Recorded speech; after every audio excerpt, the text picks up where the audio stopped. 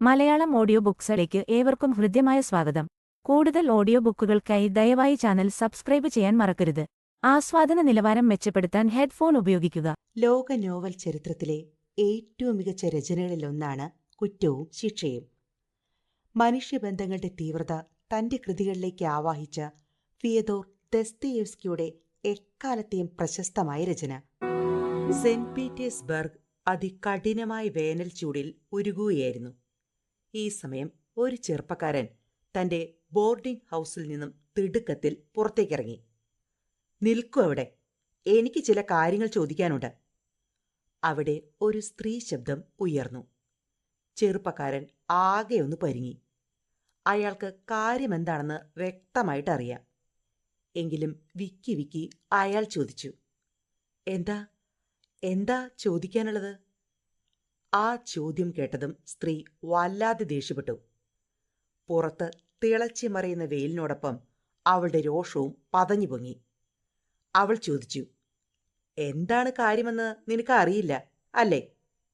"അറിയാം."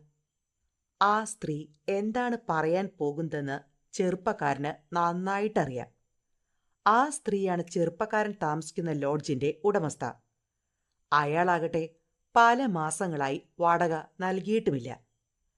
"വാടക തരാം, അല്പം കൂടി സാവകാശം വേണം." പിന്നെ തല കുനിച്ചുകൊണ്ട് ആ ചെറുപ്പക്കാരൻ പുറത്തേക്ക് നടന്നു. അയാൾക്ക് തിരിഞ്ഞു നോക്കാൻ ധൈര്യം വന്നില്ല. സുന്ദരനായ ചെറുപ്പക്കാരനിൽ നിറഞ്ഞു നിന്നത് വിഷാദമായിരുന്നു. അയാൾ വളരെ വിരളമായിട്ടായിരുന്നു തന്റെ ലോഡ്ജിൽ നിന്നും പുറത്തേക്കിറങ്ങാറുള്ളത്. മറ്റുള്ളവരെ കാണുകയെന്നത് ആ ചെറുപ്പക്കാരന് വളരെ പ്രയാസമേറിയ കാര്യമായിരുന്നു. കീറിപ്പറഞ്ഞ വസ്ത്രങ്ങളാണ് അയാൾ ധരിച്ചിരുന്നത്. എന്നാൽ അയാളുടെ ചിന്തകളിൽ കുലീനത നിറഞ്ഞു നിന്നിരുന്നു. തന്റെ ചുറ്റുമുള്ള ദരിദ്ര കുടുംബങ്ങളിൽ താമസിച്ചിരുന്നവരോട് സത്യത്തിൽ അയാൾക്ക് വെറുപ്പായിരുന്നു. മദ്യപാനികൾ, വേശ്യകൾ, ചീത്ത വിളിച്ചു പറയുന്നവർ, അസന്മാർഗീയ ജീവികൾ. അയാൾ മറ്റുള്ളവരെ കാണുമ്പോഴൊക്കെ പിറുപിറുക്കും. എന്നാൽ കുറേ ദിവസങ്ങളായി ആ ചെറുപ്പക്കാരൻ ചിന്തിക്കുന്നത് ഇങ്ങനെയാണ്: എനിക്ക് ഒരു കാര്യം ചെയ്തേ മതിയാകൂ. എന്താണ് ആ കാര്യമെന്ന് അയാൾക്ക് മാത്രമേ അറിയാവൂ. പക്ഷേ ഒരു സംഗതി ഉറപ്പാണ്, അയാൾ തന്റെ പദ്ധതി പ്രാവർത്തികമാക്കുവാൻ പലതവണ പരിശ്രമിച്ചു. പക്ഷേ ഓരോ തവണയും അയാൾ അതിൽ നിന്നും പിൻവാങ്ങുകയായിരുന്നു. "ഇന്ന് ഞാനത് ചെയ്യും." ഇപ്രകാരം തീരുമാനിച്ചുറപ്പിച്ചുകൊണ്ടാണ് ആ ചെറുപ്പക്കാരൻ മുന്നോട്ട് നീങ്ങുന്നത്. ഇന്ന് തന്റെ ലക്ഷ്യത്തിൽ നിന്നും പരാജയപ്പെട്ട് പിൻവാങ്ങുകയില്ലെന്ന് അയാൾ ഉറച്ചു വിശ്വസിച്ചു. "ഞാൻ അകത്തേക്ക് വരട്ടെ?" ഒരു വീടിന്റെ മുമ്പിലെത്തിയപ്പോൾ അയാൾ വിളിച്ചു ചോദിച്ചു. "തീർച്ചയായും." അകത്തുനിന്നും ഒരു സ്ത്രീ ശബ്ദമുയർന്നു. ആ ചെറുപ്പക്കാരൻ ആ വീടിന് മുമ്പിൽ തൂക്കിയിട്ടിരുന്ന ബോർഡിലേക്ക് ഒന്നുകൂടി നോക്കി. "പണയ വസ്തുക്കൾ സ്വീകരിക്കും. അലിയോന ഐവാനോവ്ന." രണ്ടാം നിലയിലുള്ള ആ സ്ത്രീയുടെ മുറി ലക്ഷ്യമാക്കി അയാൾ പടികൾ കയറി. അയാൾ തന്റെ ചുറ്റുപാടുകൾ വളരെ ഗൗരവമായി വീക്ഷിക്കുന്നുണ്ടായിരുന്നു. താൻ കയറിപ്പോകുന്നത് ആരെങ്കിലും കാണുന്നുണ്ടോ? അതുമാത്രമായിരുന്നു അയാളുടെ ചിന്ത. "ഞാൻ റസ്കോൾനിക്കോവ്." ചെറുപ്പക്കാരൻ സ്വയം പരിചയപ്പെടുത്തി. "എനിക്കറിയാം, നിങ്ങൾ 1 മാസം മുമ്പ് ഇവിടെ എത്തിയ വിദ്യാർത്ഥിയല്ലേ?" സന്തോഷഭാവം പ്രകടിപ്പിച്ചുകൊണ്ട് അലിയോന പറഞ്ഞു. അവർ വളരെ വൈരൂപ്യമുള്ള ഒരു സ്ത്രീയായിരുന്നു. ഒട്ടും ചേരാത്ത രീതിയിലുള്ള വൃത്തികെട്ട വസ്ത്രങ്ങളാണ് അവർ ധരിച്ചിരുന്നത്. പുറമേ സന്തോഷഭാവമായിരുന്നുവെങ്കിലും എല്ലാവരെയും സംശയഭാവത്തോടെയാണ് അവർ വീക്ഷിച്ചിരുന്നത്. അലിയോനയുടെ മുഖത്ത് ഒരു തരം പൈശാചിക ഭാവം നിറഞ്ഞിരുന്നു. പണത്തോടുള്ള ആർത്തി അവരുടെ ഓരോ ചലനത്തിലുമുണ്ടായിരുന്നു. റസ്കോൾനിക്കോവ് ഒരു നിമിഷം മുറിയിലാകെ കണ്ണോടിച്ചു. പഴകിയ വസ്തുക്കളാണെങ്കിലും വളരെയധികം വൃത്തിയുള്ളവ, നിക്കോവ് ചിന്തിച്ചു. വളരെ വൃത്തികെട്ട വസ്ത്രങ്ങൾ ധരിച്ചിരിക്കുന്ന ഈ സ്ത്രീ തന്റെ വസ്തുക്കൾ എങ്ങനെയാണ് ഇത്രയും വൃത്തിയായി സൂക്ഷിക്കുന്നതെന്ന് നിക്കോവ് ആശ്ചര്യപ്പെട്ടു. "എല്ലാം എന്റെ സഹോദരി ലിസ്വത്തയുടെ പണിയാണ്." നിക്കോവിന്റെ ചിന്തകൾ മനസ്സിലാക്കിയതെന്നുപോലെ അലിയോന പറഞ്ഞു. തനിക്ക് ഇങ്ങനെയുള്ള ജോലികളിലൊന്നും വലിയ താല്പര്യമില്ല എന്ന ഭാവം അവരിലുണ്ടായിരുന്നു. "ഈ വാച്ച് സ്വീകരിച്ചിട്ട് എനിക്ക് കുറച്ച് പണം കടം തരണം." തന്റെ പഴകിയ വാച്ച് നിക്കോവ് അലിയോനയ്ക്ക് നേരെ നീട്ടി. അവർ തന്റെ മുമ്പിലുണ്ടായിരുന്ന ദ്രവിച്ച ബുക്ക് തുറന്നു. കൊള്ളാം. രൂക്ഷഭാവത്തിൽ അലിയോന നിക്കോവിനെ നോക്കി. കഴിഞ്ഞ മാസം വാങ്ങിയ പണം നീ ഇതുവരെയും തിരിച്ചു തന്നിട്ടില്ല. വളരെയധികം ദേഷ്യസ്വരത്തിൽ അവർ പറഞ്ഞു. തരാം, തീർച്ചയായും തരാം, ഭവ്യതയോടെ നിക്കോവ് പറഞ്ഞു. അലിയോന വാച്ച് തിരിച്ചു മറിച്ചു നോക്കി. ഇതിന് വളരെ തുച്ഛമായ തുകയെ തരുവാൻ കഴിയൂ, വളരെ പുച്ഛസ്വരത്തിൽ അവർ പറഞ്ഞു. പിറുപിറുത്തുകൊണ്ട് നിക്കോവ് പണം സ്വീകരിച്ചു. അപ്പോൾ അവൻ ചിന്തിച്ചുകൊണ്ടിരുന്നത് ഇപ്രകാരമായിരുന്നു. ഇത് വെറുമൊരു റിഹേഴ്സൽ മാത്രം. ഞാൻ ചെയ്യാൻ പോകുന്ന ഭീകരകൃത്യത്തിന്റെ വെറുമൊരു റിഹേഴ്സൽ. ആ സ്ത്രീ എവിടെയാണ് പണം വയ്ക്കുന്നതെന്ന് നിക്കോവ് മനസ്സിലാക്കി. താക്കോൽ അവരുടെ വലതുവശത്തെ കീശയിലാണ്. അതുമായി പിറകുവശത്തെ മുറിയിലെത്തിയാൽ എനിക്ക് പണം ലഭിക്കും, അയാൾ മനസ്സിൽ ചിന്തിച്ചു. വളരെ നന്ദിപൂർവമായ മുഖഭാവം വരുത്തിക്കൊണ്ട് അയാൾ പറഞ്ഞു. അടുത്ത ആഴ്ച മറ്റൊരു പണയവസ്തുവുമായി ഞാൻ വരുന്നുണ്ട്. തന്റെ ബിസിനസ് അതുമൂലം മെച്ചപ്പെടുമെന്നറിയാവുന്ന അലിയോന അത് സ്വാഗതം ചെയ്തു. നിക്കോ വളരെ ആകസ്മികമെന്നതുപോലെ വൃദ്ധയോട് ചോദിച്ചു. ലിസ്വത്ത എന്ന നിങ്ങളുടെ സഹോദരി എപ്പോഴും ഇവിടെ ഉണ്ടാകാറുണ്ടോ? വൃദ്ധ എന്തോ മറുപടി പറഞ്ഞു. നിക്കോവിന് അത് എന്താണെന്ന് മനസ്സിലായില്ല. അയാൾ സാവധാനം പടികളിറങ്ങി. ഇറങ്ങുമ്പോൾ നിക്കോവ് ചുറ്റുപാടും നന്നായി നിരീക്ഷിക്കുകയും ചെയ്തു. അയാളുടെ മനസ്സിൽ ചില തീരുമാനങ്ങൾ നിറഞ്ഞിരുന്നു. തന്റെ ലക്ഷ്യത്തിന്റെ വിജയം കണ്ടിട്ടേ ഇനി അയാൾ അടങ്ങുകയുള്ളൂ. റെസ്കോൾ നിക്കോവിന്റെ മനസ്സിൽ അസ്വസ്ഥതകൾ നിറഞ്ഞു തുടങ്ങി. ഞാൻ ചെയ്യാൻ തുനിയുന്ന കാര്യം ശരിയാണോ? അയാൾ സ്വയം ചോദിച്ചു. എന്നാൽ ശരിയും തെറ്റും തിരിച്ചറിയാനുള്ള മാനസികാവസ്ഥയിലായിരുന്നില്ല നിക്കോവ് ആ സമയം. മനസ്സ് ശാന്തമാക്കാനുള്ള ഒരേ ഒരു വഴി മദ്യമാണ്. നിക്കോവ് ഒരു മദ്യശാലയിലേക്ക് നടന്നു. അന്നാദ്യമായാണ് നിക്കോവ് മദ്യപിക്കുന്നത്. ഒരു ബിയർ കൊണ്ടുവരൂ, മദ്യശാലയുടെ ഇരുണ്ട മൂലയിലിരുന്ന് നിക്കോവ് ആവശ്യപ്പെട്ടു. ബിയർ കഴിച്ചതോടെ തന്റെ മനസ്സിന്റെ ഭാരം കുറഞ്ഞു വരുന്നതായി അയാൾക്ക് തോന്നി. ഇതിനിടയിൽ ഒരു വൃദ്ധൻ നിക്കോവിനോട് ചോദിച്ചു. ചെറുപ്പക്കാരാ, താങ്കൾക്ക് ചിന്തകളിൽ നിന്നും മോചനമില്ലേ? നിക്കോവ് ആ ചോദ്യം കേട്ട് അല്പമൊന്ന് അമ്പരന്നു. പിന്നെ അയാൾ ചോദ്യകർത്താവിനെ സൂക്ഷിച്ചു നോക്കി. കീറിപ്പറഞ്ഞ വസ്ത്രങ്ങളാണ് അയാൾ ധരിച്ചിരിക്കുന്നത്. എന്നാൽ അയാളുടെ രൂപഭാവങ്ങളിൽ നിന്നും സംസാരത്തിൽ നിന്നും അയാൾ തികച്ചും ഒരു മാന്യനാണെന്ന് നിക്കോവിന് തോന്നി. നിരന്തരമായ മദ്യപാന നിമിത്തം അയാളുടെ കൺതടങ്ങൾ ചീർത്തിരുന്നു. ഇനി ഞാൻ എന്റെ കഥ പറയാം. മദ്യത്തിന്റെ ലഹരിയിൽ അയാൾ തന്റെ കഥ പറഞ്ഞു തുടങ്ങി. എന്റെ കാതറീന വളരെ കുലീനമായ കുടുംബത്തിൽ പിറന്നവളാണ്. ആരാണ് കാതറീന? നിക്കോ ചോദിച്ചു. എന്റെ ഭാര്യ. ഒരൽപ്പം ഗൗരവത്തിലാണ് വൃദ്ധൻ മറുപടി പറഞ്ഞത്. അവർ സംസാരം തുടർന്നുകൊണ്ടിരുന്നു. അപ്പോൾ നിക്കോവിന് ഒരു കുസൃതി തോന്നി. കുലീനിയായൊരു സ്ത്രീ നിങ്ങളെപ്പോലുള്ള ഒരുവനെ എങ്ങനെയാണ് വിവാഹം കഴിച്ചത്? എന്നാൽ ആ ചോദ്യത്തിൽ യാതൊരു വിധത്തിലുള്ള അലോസരവും വൃദ്ധൻ പ്രകടിപ്പിച്ചില്ല. അതിന് കാരണമുണ്ട്.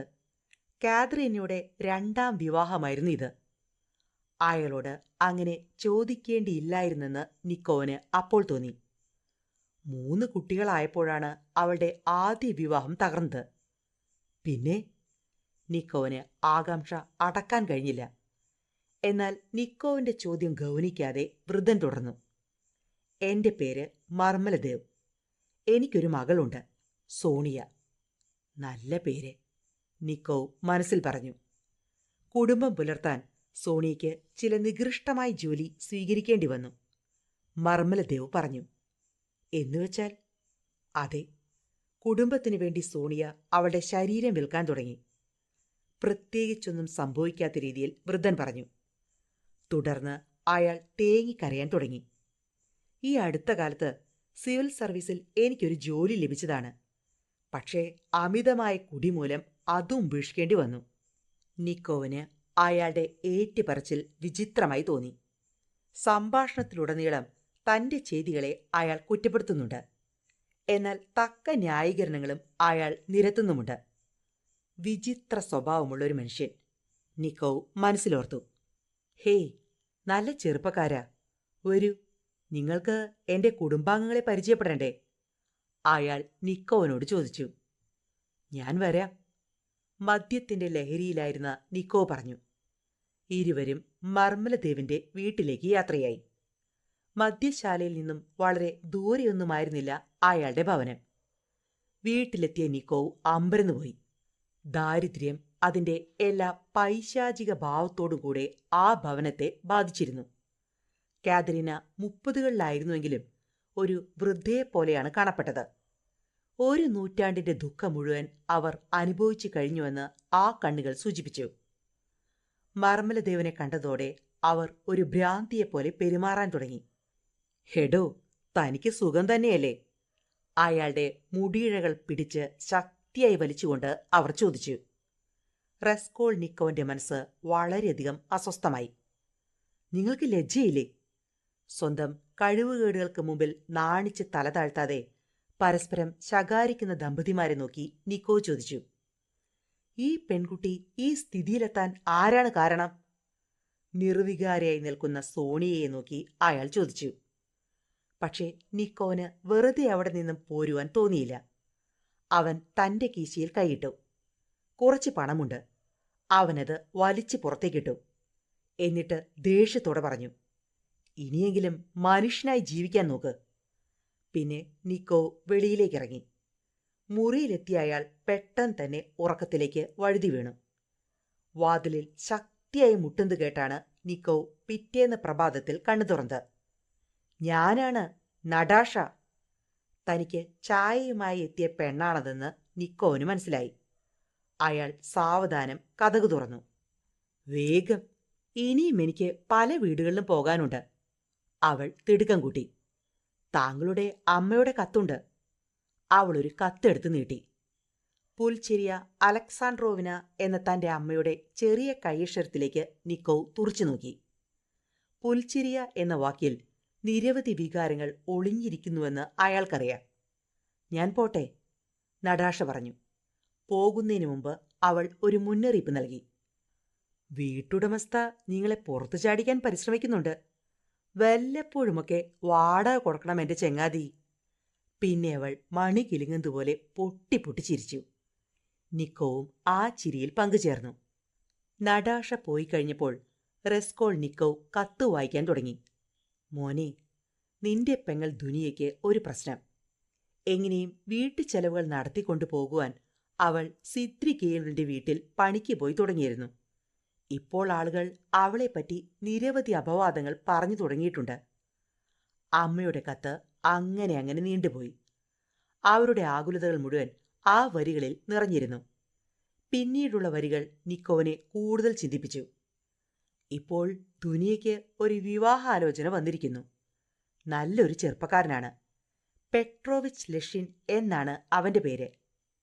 അമ്മയുടെ വരികളിൽ വീണ്ടും സങ്കടം വന്ന് നിറയാൻ തുടങ്ങി. നമുക്ക് എന്തുണ്ട് മോനെ? നമ്മുടെ ദാരിദ്ര്യം കണ്ട് മനസ്സലിഞ്ഞാണ് ലെഷിൻ ദുനിയായെ വിവാഹം കഴിക്കാൻ തയ്യാറാകുന്നത്. നിനക്കും അവൻ മൂലം ഒരു ജോലി ലഭിച്ചേക്കും. അമ്മയുടെ കത്തിൽ പിന്നെയും നിരവധി പരിഭവങ്ങൾ ഉണ്ടായിരുന്നു. റസ്കോൾനിക്കോ ലെഷിനെ കണ്ടു. അയാളുടെ സ്വരത്തിലെ അഹങ്കാരവും പരുക്കൻ ഭാവവുമൊക്കെ തന്റെ സഹോദരിക്കെന്നല്ല ലോകത്തൊരു പെൺകുട്ടിക്കും ഇഷ്ടപ്പെടില്ല എന്ന് നിക്കോവിന് മനസ്സിലായി. കുടുംബം രക്ഷിക്കാൻ വേണ്ടി തന്റെ സഹോദരി ഒരു ത്യാഗം ചെയ്യുകയാണെന്ന് നിക്കോവിന് ബോധ്യമായി.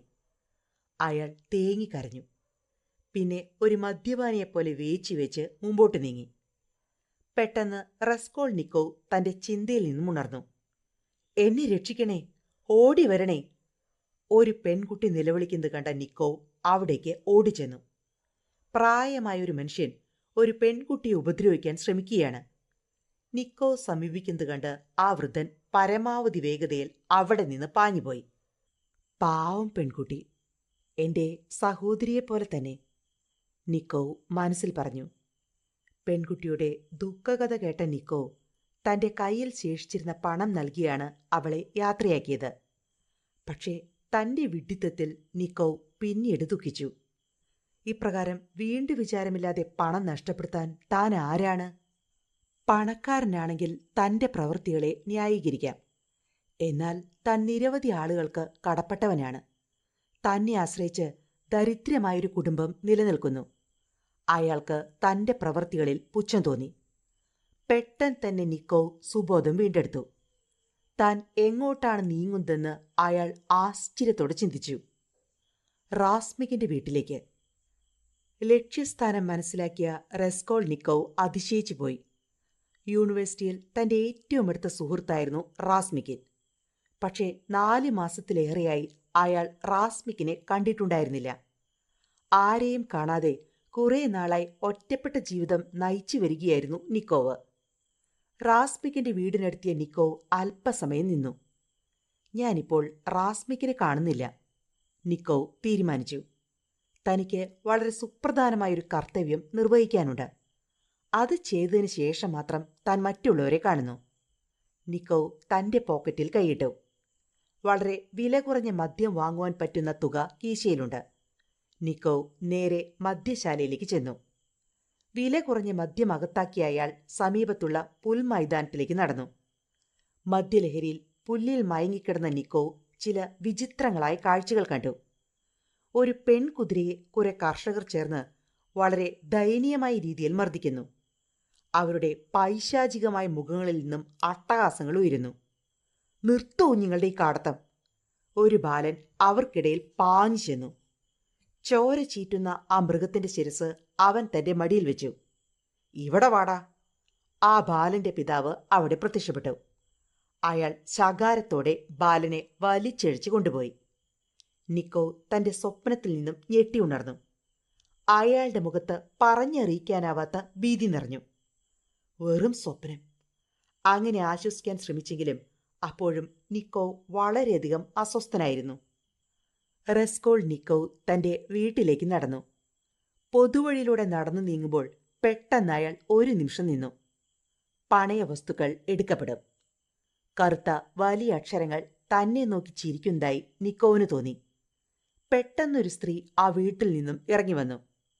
"ഞാൻ നാളെ വൈകിട്ടേ വരൂ," അവർ മുകളിൽ നിന്ന് വൃദ്ധയോട് പറഞ്ഞു. അത് ലിസ്വത്തയാണെന്നും പണയം നടത്തിപ്പുകാരിയുടെ സഹോദരിയാണെന്നും നിക്കോവിന് മനസ്സിലായി. എന്തായാലും സഹോദരിമാർ തമ്മിലുള്ള സംഭാഷണം അയാളുടെ ശ്രദ്ധ ആകർഷിച്ചു. എല്ലാ യാത്രാമംഗളങ്ങളും. മുകളിൽ നിന്ന് വൃദ്ധ കൈവീശി. അവർ തന്നെ കാണാതിരിക്കാൻ നിക്കോവ് മറഞ്ഞു നിന്നു. ഇനിയും ഒരു അവസരത്തിനായി കാത്തിരിക്കുന്നത് ബുദ്ധിശൂന്യതയാണെന്ന് നിക്കോവിന് തോന്നി. "ഞാൻ തളരില്ല," അയാൾ സ്വയം പറഞ്ഞു.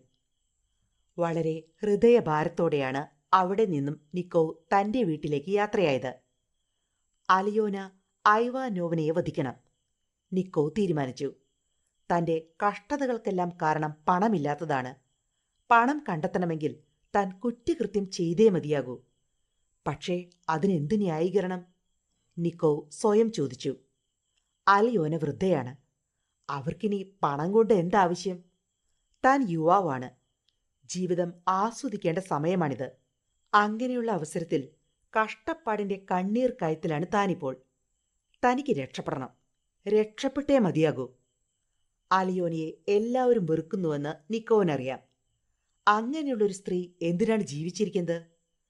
ഒരിക്കൽ ബാറിൽ വെച്ച് ഒരു വിദ്യാർത്ഥി ഇപ്രകാരം പറഞ്ഞ് കരയുന്നത് നിക്കോ സാക്ഷിയായിരുന്നു. "ഞാൻ പഠനം നിർത്തുന്നു. അതിന് കാരണം അലിയോന എന്ന ദുഷ്ട സ്ത്രീയാണ്. അവർ പണം ചാക്കുകളിൽ കെട്ടിവെച്ചിരിക്കുന്നു. പക്ഷേ പണയവസ്തു ഇല്ലാത്തതിനാൽ എനിക്ക് ഒരു ചില്ലി പൈസ പോലും അവർ തന്നില്ല. ആരെങ്കിലും അവരെ കൊന്ന് ആ പണം അത്യാവശ്യക്കാർക്കിടയിൽ വിതരണം ചെയ്തിരുന്നുവെങ്കിലെന്ന് ആ വിദ്യാർത്ഥി ശരിക്കും ആഗ്രഹിച്ചു. സമൂഹത്തിന് ഉപകാരമില്ലാത്ത ഒരാൾ എന്തിനു ജീവിക്കുന്നു?" ഇപ്രകാരമുള്ള ആ വിദ്യാർത്ഥിയുടെ സംശയങ്ങളാണ് റെസ്കോൾനിക്കോവിനെ കൊലപാതകം എന്ന ചിന്തയിലേക്ക് നയിച്ചത്. "എല്ലാവർക്കും വേണ്ടി ഞാൻ ആ കൃത്യം ചെയ്യുന്നു," റെസ്കോൾനിക്കോവ് വീണ്ടും പറഞ്ഞു. ഈ കൊലപാതകം ചെയ്യുകയെന്നത് തന്റെ നിയോഗമാണെന്നും തന്റെ കൈകൾ കൊണ്ട് മരണമടയുക എന്നത് അലിയോനയുടെ വിധിയാണെന്നും നിക്കോവ് സ്വയം തീരുമാനിച്ചു. വിധിയെ തടുക്കുവാൻ ആർക്ക് കഴിയും? അലിയോനയെ വധിക്കുന്നതിൽ നിന്നും തനിക്ക് ഒഴിഞ്ഞു മാറാൻ കഴിയില്ല എന്ന് നിക്കോവിന് തോന്നി. വീട്ടിലെത്തിയതും ഉടനെ നിക്കോവ് ഉറക്കമാരംഭിച്ചു.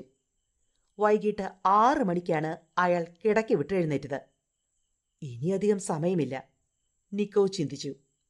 പിന്നെ ഒട്ടും താമസിച്ചില്ല. അയാൾ ഭിത്തിയിൽ തൂക്കിയിട്ടിരുന്ന തന്റെ കോടാലി വലിച്ചെടുത്തു.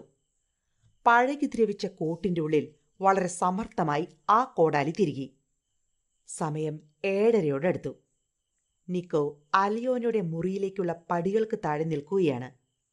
താൻ എന്താണ് അപ്പോൾ ചിന്തിക്കുന്നതെന്ന് നിക്കോവിന് പോലും അറിവില്ലായിരുന്നു. ഒരു കാര്യം മാത്രം അയാൾക്ക് ഉറപ്പായിരുന്നു. അലിയോനയുടെ വീട്ടിലെത്തിയതോടെ അവരെ കൊല്ലാനുള്ള അയാളുടെ തീരുമാനം കൂടുതൽ ശക്തമായിരിക്കുന്നു. ഒരിക്കലും പിന്മാറുവാൻ കഴിയാത്ത വിധം അതിശക്തമായൊരു വികാരമായി അത് മാറിയിരിക്കുന്നു. വൃദ്ധ വാതിൽ തുറന്നു. അവരുടെ മുഖം ഒരു നിമിഷം പ്രകാശിച്ചു.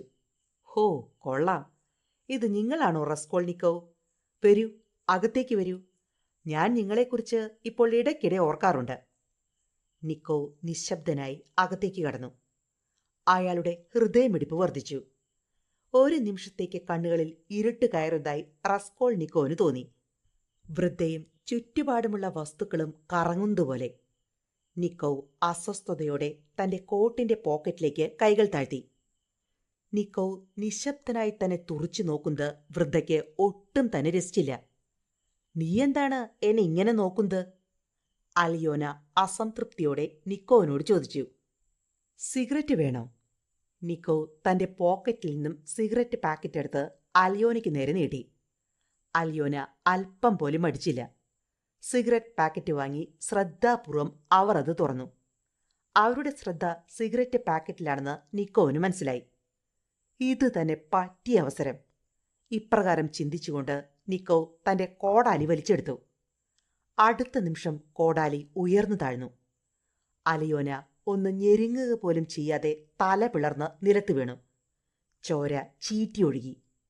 ചോരയുടെ ചുവപ്പ് തറയിലൂടെ പടർന്നു കയറി. എവിടെ നിന്നോ ഭയാനകമായ ശബ്ദങ്ങൾ ഉയരുന്നതായി നിക്കോവിന് തോന്നി. അടുത്ത നിമിഷം നിക്കോ ചിന്തയിൽ നിന്നുണർന്നു. ആലോചിച്ചു നിൽക്കാൻ സമയമില്ല. എത്രയും വേഗം താക്കോലുകൾ കൈക്കലാക്കണം. അയാൾ വൃദ്ധയുടെ കീശയിൽ താക്കോൽ കൂട്ടം പരതി. പക്ഷേ താൻ കരുതിയതുപോലെ പണച്ചാക്കൊന്നും വീടിന്റെ പിറകിലുള്ള മുറിയിലില്ല എന്ന് കണ്ട് നിക്കോ ഞെട്ടി. പിന്നെ അയാൾ പരിഭ്രാന്തിയോടെ ജഡത്തിന്റെ സമീപത്തേക്ക് ഓടി. വൃദ്ധയുടെ ദേഹത്ത് കെട്ടിവെച്ചിരുന്ന ചെറിയൊരു സഞ്ചി അയാൾ വലിച്ചെടുത്തു. എന്റെ ദൈവമേ! തൊട്ടു പിറകിൽ നിന്നും ഒരലർച്ച കേട്ട് നിക്കോ ചാടി എഴുന്നേറ്റു. ലിസ്വത്തെയാണ്. നിക്കോവിന്റെ കോടാലി വീണ്ടും ചലിച്ചു.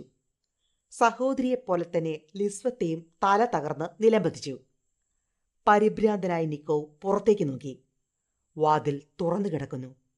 അപ്പോഴാണ് വാതിലടയ്ക്കാൻ താൻ മറന്നു പോയിരിക്കുന്നു എന്ന സത്യം അയാൾ മനസ്സിലാക്കുന്നത്. ഓടിച്ചെന്ന് നിക്കോ വാതിൽ കുറ്റിയിട്ടു. പിന്നെ കൈകാലുകളും കോടാലിയും വളരെ തിടുക്കത്തിൽ കഴുകി.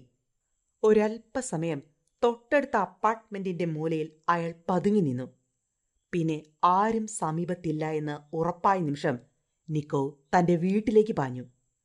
വഴിയിൽ മറ്റുള്ളവരൊക്കെ തന്നെ തുറിച്ചു നോക്കുന്നതായി നിക്കോവിന് തോന്നി. എന്നാൽ അതൊക്കെ തന്റെ വെറും തോന്നലാണെന്ന് കരുതി ആശ്വസിക്കാൻ അയാൾ ശ്രമിച്ചു. റസ്കോൾനിക്കോ തന്റെ മുറിയിലെത്തി.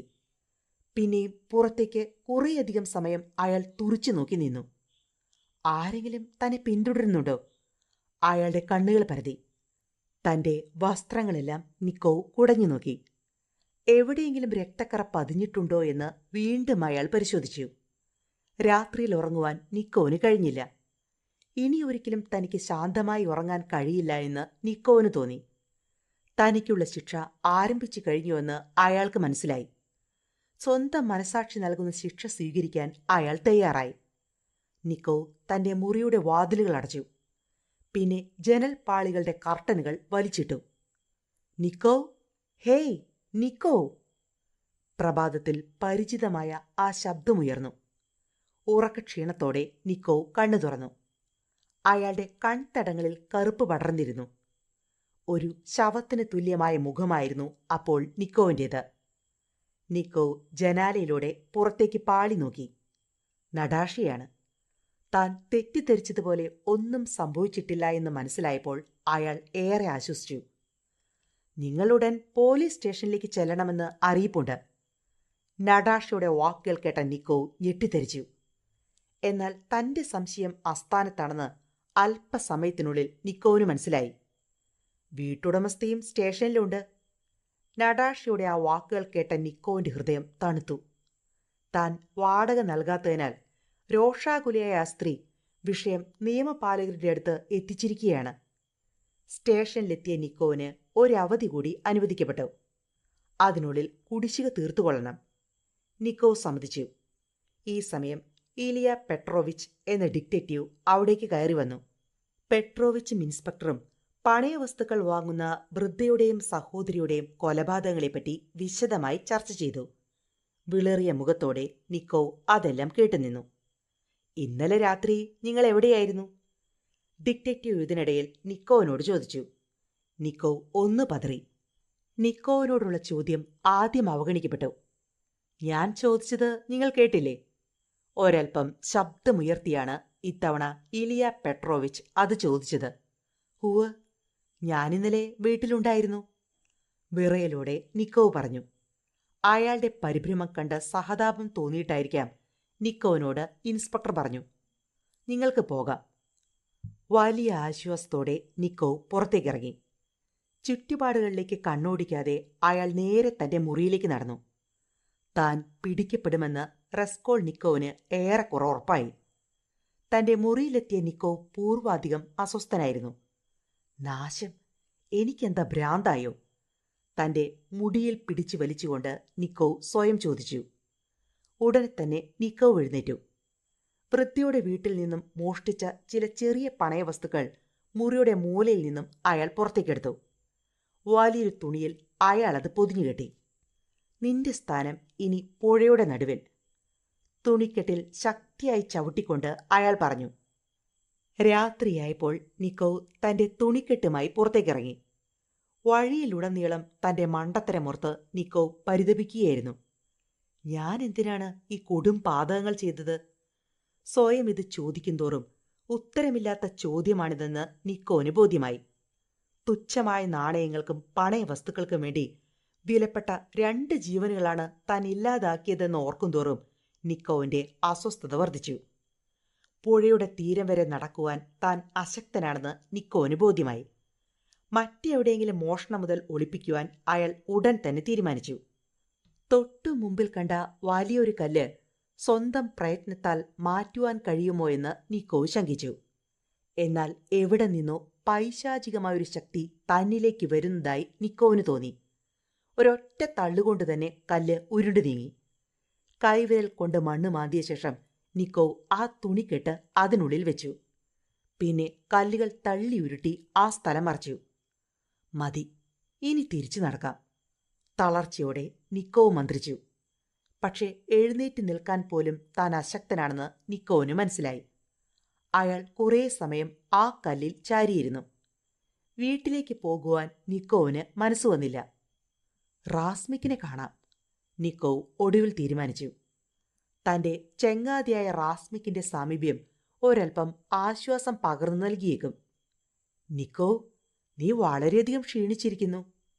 നിക്കോവിനെ കണ്ടതോടെ റാസ്മിക്കിൻ അമ്പരപ്പോടെ പറഞ്ഞു. നിനക്ക് ഞാനൊരു ജോലി തരാം, ഒരു വിവർത്തകന്റെ ജോലി. അപ്പോൾ നിനക്ക് പണം ലഭിക്കുകയും നന്നായി ഭക്ഷണം കഴിക്കുകയും ചെയ്യാം. വളരെയധികം ദുഃഖത്തോടെയാണ് റാസ്മിക്കിൻ അങ്ങനെ പറഞ്ഞത്. നിക്കോവിന്റെ അസുഖത്തിന്റെയും ക്ഷീണത്തിന്റെയും കാരണം ദാരിദ്ര്യമാണെന്നാണ് റാസ്മിക്കിൻ കരുതിയത്. എനിക്കൊന്നും വേണ്ട. ഇപ്രകാരം പറഞ്ഞുകൊണ്ട് നിക്കോവ് തിരിച്ചു നടന്നു. നിക്കോവിന്റെ അപ്രതീക്ഷിതമായ പെരുമാറ്റത്തിൽ റാസ്മിക്കിൻ അന്താളിച്ചുപോയി. ഇവന്റെ മനോനില തെറ്റിയിരിക്കുന്നു. ഏറെ വിഷമത്തോടെ റാസ്മിക്കിൻ പറഞ്ഞു. തന്റെ സുഹൃത്തിനെ എങ്ങനെ സഹായിക്കണമെന്ന് അയാൾക്ക് ഒരറിവുമില്ലായിരുന്നു. നിക്കോവ് തെരുവിലൂടെ കുറേയധികം സമയം അലഞ്ഞുതിരിഞ്ഞു. വല്ലാത്തൊരു വിവശതയോടെയാണ് അയാൾ വീട്ടിലെത്തിയത്. വളരെ അസ്വസ്ഥമായൊരു നിദ്രയായിരുന്നു ആ രാത്രിയിൽ നിക്കോവിൻ്റേത്. ഉറക്കത്തിൽ അയാൾ പല ദുസ്വപ്നങ്ങൾ കണ്ടു. തന്റെ വീട്ടുടമസ്ഥയെ പോലീസ് തല്ലിച്ചതയ്ക്കുന്നതായിരുന്നു അതിലൊന്ന്. ഇതൊന്നും സ്വപ്നമല്ല എന്ന് നിക്കോവിന് തോന്നി. ഇനി നടക്കാൻ പോകുന്ന കാര്യങ്ങളെപ്പറ്റി തനിക്ക് മുൻകൂട്ടി ലഭിച്ചിരിക്കുന്ന അറിയിപ്പുകളാണവയെന്ന് അയാൾ വിശ്വസിച്ചു. റസ്കോൾനിക്കോവ് വിഭ്രമം ജനിപ്പിക്കുന്ന നിരവധി രംഗങ്ങൾ ഭാവനയിൽ കാണാൻ തുടങ്ങി. താൻ ശരിക്കും ഒരു മനോരോഗിയായി മാറുകയാണോ എന്ന് അയാൾ ഭയപ്പെട്ടു. ആരോ തന്നെ ഉച്ചത്തിൽ പേര് ചൊല്ലി വിളിക്കുന്നത് കേട്ടാണ് റസ്കോൾനിക്കോവ് ഉണർന്നത്. തന്റെ മുന്നിൽ നിൽക്കുന്ന ഡോക്ടറെ കണ്ട് നിക്കോ അമ്പരന്നുപോയി. ബോധം വീണു. ആരോ ഇതിനിടയിൽ പറയുന്നത് നിക്കോ വ്യക്തമായി കേട്ടു. 4 ദിവസമായല്ലോ, ഭാഗ്യം തന്നെ. ഈ ഒരു തിരിച്ചുവരവ് അപ്രതീക്ഷിതമായിരിക്കുന്നു. മറ്റാരോ പറയുന്നു. നടാഷ സന്തോഷം കൊണ്ട് വിതുമ്പിക്കരയുന്നുണ്ട്. എവിടെയും ചിരിച്ച മുഖങ്ങൾ. മരണത്തിൽ നിന്നും ഒരാൾ തിരിച്ചു വന്നാലുള്ള സന്തോഷമാണ് എവിടെയും നിറയുന്നത്. ഏറ്റവും വലിയ ശത്രുവെന്ന് താൻ കരുതിയിരുന്ന വീട്ടുടമസ്ഥ പോലും തന്റെ മുടിയിഴകളിൽ സ്നേഹത്തോടെ തലോടുന്നുവെന്ന് കണ്ട നിക്കോ അമ്പരന്നുപോയി. 4 ദിവസമായി താൻ അബോധാവസ്ഥയിലായിരുന്നുവെന്ന് നടാഷയിൽ നിന്നാണ് നിക്കോ അറിയുന്നത്. 35 റൂബിൾസ് അമ്മ നിങ്ങൾക്കായി അയച്ചു തന്നിരിക്കുന്നു. നടാഷ ആ തുക നിക്കോവിന്റെ കൈകളിൽ വെച്ചുകൊടുത്തു. സൊസിമോവ് എന്ന ഡോക്ടറും സമ്യട്ടോവ് എന്ന ഡിക്റ്റേറ്റീവും ഈ ദിവസത്തിനുള്ളിൽ പലതവണ നിക്കോവിനെ സന്ദർശിച്ചിരുന്നു. ഏറ്റവുമധികം ബുദ്ധിമുട്ടിയത് നിക്കോവിന്റെ സുഹൃത്തായ റാസ്മിക്കിനായിരുന്നു. പുതിയ വസ്ത്രങ്ങളും മരുന്നുകളുമടക്കം നിരവധി വസ്തുക്കൾ നിക്കോവിനായി അയാൾ വാങ്ങിയിരുന്നു. ഇതൊന്നും വേണ്ടിയിരുന്നില്ല. അതൃപ്തിയോടെ നിക്കോവ് പറഞ്ഞു. തന്റെ ചങ്ങാതി തന്നോട് അധികം അടുപ്പം കാണിച്ചാൽ ആ നിഷ്കളങ്കനായ യുവാവും തന്നോടൊപ്പം പിടിക്കപ്പെട്ടേക്കാമെന്ന് നിക്കോ ഭയപ്പെട്ടു. എന്നാൽ ഇതൊന്നും ഒരു ബുദ്ധിമുട്ടേയല്ല എന്ന ഭാവത്തിലായിരുന്നു റാസ്മിക്കിൻ. സുഹൃത്തിനെ വളരെ നന്നായി പരിചരിച്ചതിന് റാസ്മിക്കിൻ ഡോക്ടർ സൊസിമോവിനോട് നന്ദി പറഞ്ഞു. ഇന്ന് വൈകിട്ട് എന്റെ വീട്ടിൽ വെച്ച് ഒരു പാർട്ടിയുണ്ട്. താങ്കൾ നിർബന്ധമായും വരണം. സൊസിമോവ് ആ ക്ഷണം സ്വീകരിച്ചു. നടാഷയും ഡിക്റ്റേറ്റീവ് സമയട്ടവും ക്ഷണം ലഭിച്ചവരിൽ ഉൾപ്പെട്ടിരുന്നു. വൈകിട്ട് റാസ്മിക്കിന്റെ വീട്ടിൽ അവർ ഒത്തുകൂടി. സംഭാഷണം സഹോദരിമാരുടെ കൊലപാതകത്തിലേക്ക് തിരിഞ്ഞു. കൊലപാതകത്തിന്റെ പേരിൽ അറസ്റ്റ് ചെയ്യപ്പെട്ടിരിക്കുന്നത് അവിടെ ജോലി ചെയ്തുകൊണ്ടിരുന്ന പെയിന്ററാണെന്ന് ഡിക്റ്റേറ്റീവ് പറഞ്ഞു. അയാളുടെ കൈവശം അവിടെ പണയം വെച്ചിരുന്ന നിരവധി വസ്തുക്കളുണ്ട്. അവയെല്ലാം തൊണ്ടി സാധനങ്ങളായി കണക്കാക്കുന്നു. ഡിക്റ്റേറ്റീവ് തുടർന്നു. അതെല്ലാം തനിക്ക് അലയോന തന്നതാണെന്ന് പെയിന്റർ വാദിച്ചു. പക്ഷേ അതാരും മുഖവിലയ്ക്കെടുത്തില്ല. വൃദ്ധയുടെ കമ്മൽ പോലും അയാളുടെ കൈവശമുണ്ടായിരുന്നു. വലിയ വിജയഭാവത്തിലാണ് ഡിക്റ്റേറ്റീവ് അപ്രകാരം പറഞ്ഞത്. യഥാർത്ഥ കൊലപാതകിയുടെ കൈകളിൽ നിന്നും വീണുപോയതാണവയെങ്കിലോ? വഴിയിൽ കിടന്നത് പെയിന്റർ എടുത്തതായിക്കൂടെ? റാസ്മിക്കിൻ ഇപ്രകാരമൊരു സംശയം ഉന്നയിച്ചത് ഡിക്റ്റേറ്റീവിന് തീരെ ഇഷ്ടപ്പെട്ടില്ല. തന്നേക്കാൾ വലിയ ഡിക്റ്റേറ്റീവ് ചമയുന്നയാൾ ആര് എന്ന മട്ടിൽ ഡിക്റ്റേറ്റീവ് റാസ്മിക്കിനെ നോക്കി. റാസ്മിക്കിൻ പിന്നീട് അക്കാര്യം സംസാരിച്ചതേയില്ല. പെട്ടെന്നാണ് വാതിൽക്കൽ ഒരു അപരിചിതൻ പ്രത്യക്ഷപ്പെട്ടത്. നിക്കോവിന്റെ വാസസ്ഥലം ആരാഞ്ഞ അയാൾ ഉടൻ തന്നെ നിക്കോവിന്റെ അടുത്തേക്ക് തിരിച്ചു. അത് ദുനിയയുടെ ഭർത്താവാകാൻ പോകുന്ന ലഷിനായിരുന്നു. അയാൾ പോയി കഴിഞ്ഞപ്പോൾ റാസ്മിക്കിനും ഡോക്ടറും വീണ്ടും കൊലപാതകങ്ങളെപ്പറ്റി സംസാരിക്കാൻ തുടങ്ങി. വൃദ്ധ സഹോദരിമാരെ വധിച്ചത് പരിചയസമ്പന്നായ ഒരു മോഷ്ടാവല്ല എന്ന് ഉറപ്പാണ്. റാസ്മിക്കിൻ തന്റെ അഭിപ്രായം തുറന്നു പറഞ്ഞു. അതെങ്ങനെ നിങ്ങൾക്ക് മനസ്സിലായി? ഡോക്ടർ സംശയത്തോടെ ചോദിച്ചു. വെറും നാണയങ്ങൾ മാത്രമല്ലേ നഷ്ടപ്പെട്ടിരുന്നുള്ളൂ. ആ മുറിയിലുണ്ടായിരുന്ന 1500 റൂബിൾ മോഷ്ടാവ് എടുത്തിട്ടേയില്ല. റാസ്മിക്കിന്റെ അഭിപ്രായത്തോട് ഡോക്ടറും യോജിച്ചു. ചോരപ്പുഴയൊഴുകിയപ്പോഴേക്കും അയാൾ ഭയപ്പെട്ടു പോയി കാണും. റാസ്മിക്കിൻ കൂട്ടിച്ചേർത്തു. പരിചയസമ്പന്നാണെങ്കിൽ മോഷണം നടത്തിയതിനു ശേഷം മാത്രമേ പിൻവാങ്ങുകയുള്ളൂ. അതാണ് റാസ്മിക്കിൻ ഇപ്രകാരം ഒരു നിഗമനത്തിൽ എത്തിച്ചേരാൻ കാരണം. പലപ്പോഴും നിക്കോവിന്റെ മുമ്പിൽ വെച്ചും ഡോക്ടർ റാസ്മിക്കിനോട് കൊലപാതകക്കാര്യം ചർച്ച ചെയ്തു. നിർത്തൂ, ദയവായി നിങ്ങൾ ഈ മുറിയിൽ നിന്ന് പുറത്തു കടക്കൂ, നിക്കോ അലറി വിളിച്ചു. ഡോക്ടറും റാസ്മിക്കിനും അമ്പരന്നുപോയി. അവർ നിക്കോവിനോട് എന്തോ പറയാൻ ശ്രമിച്ചു. എനിക്കൊന്നും കേൾക്കണ്ട, നിങ്ങൾ പുറത്തു പോകൂ, അക്ഷമനായി നിക്കോ അലറി. നിക്കോ, നിങ്ങൾ ശാന്തനാകൂ. നടാഷ അയാളെ ആശ്വസിപ്പിക്കാൻ ശ്രമിച്ചുകൊണ്ടിരുന്നു. സഹോദരിമാരുടെ മരണത്തെപ്പറ്റി കേൾക്കുമ്പോഴെല്ലാം നിക്കോ അസ്വസ്ഥനാകുന്നത് റാസ്മിക്കിൻ ശ്രദ്ധിക്കുന്നുണ്ടായിരുന്നു. അയാളുടെ മനസ്സിൽ നിക്കോവിന്റെ ഭാവമാറ്റത്തെക്കുറിച്ച് ചില സംശയങ്ങൾ ഉയരുന്നുണ്ടായിരുന്നു. നിന്നോടുകൂടിയാണ് പുറത്തേക്ക് ഇറങ്ങാൻ പറഞ്ഞത്, നിക്കോ നടാഷയെ നോക്കി അലറി. ഭയപ്പെട്ട അവൾ ഉടൻ തന്നെ പുറത്തേക്കിറങ്ങി. റാസ്മിക്കിൻ കൊണ്ടുവന്ന പുതിയ വസ്ത്രങ്ങൾ കോപത്തോടെ നിക്കോ വലിച്ചെറിഞ്ഞു. പിന്നെ മനോനില തെറ്റി ഒരുവനെ പോലെ അയാൾ തെരുവിലൂടെ അലയാൻ തുടങ്ങി.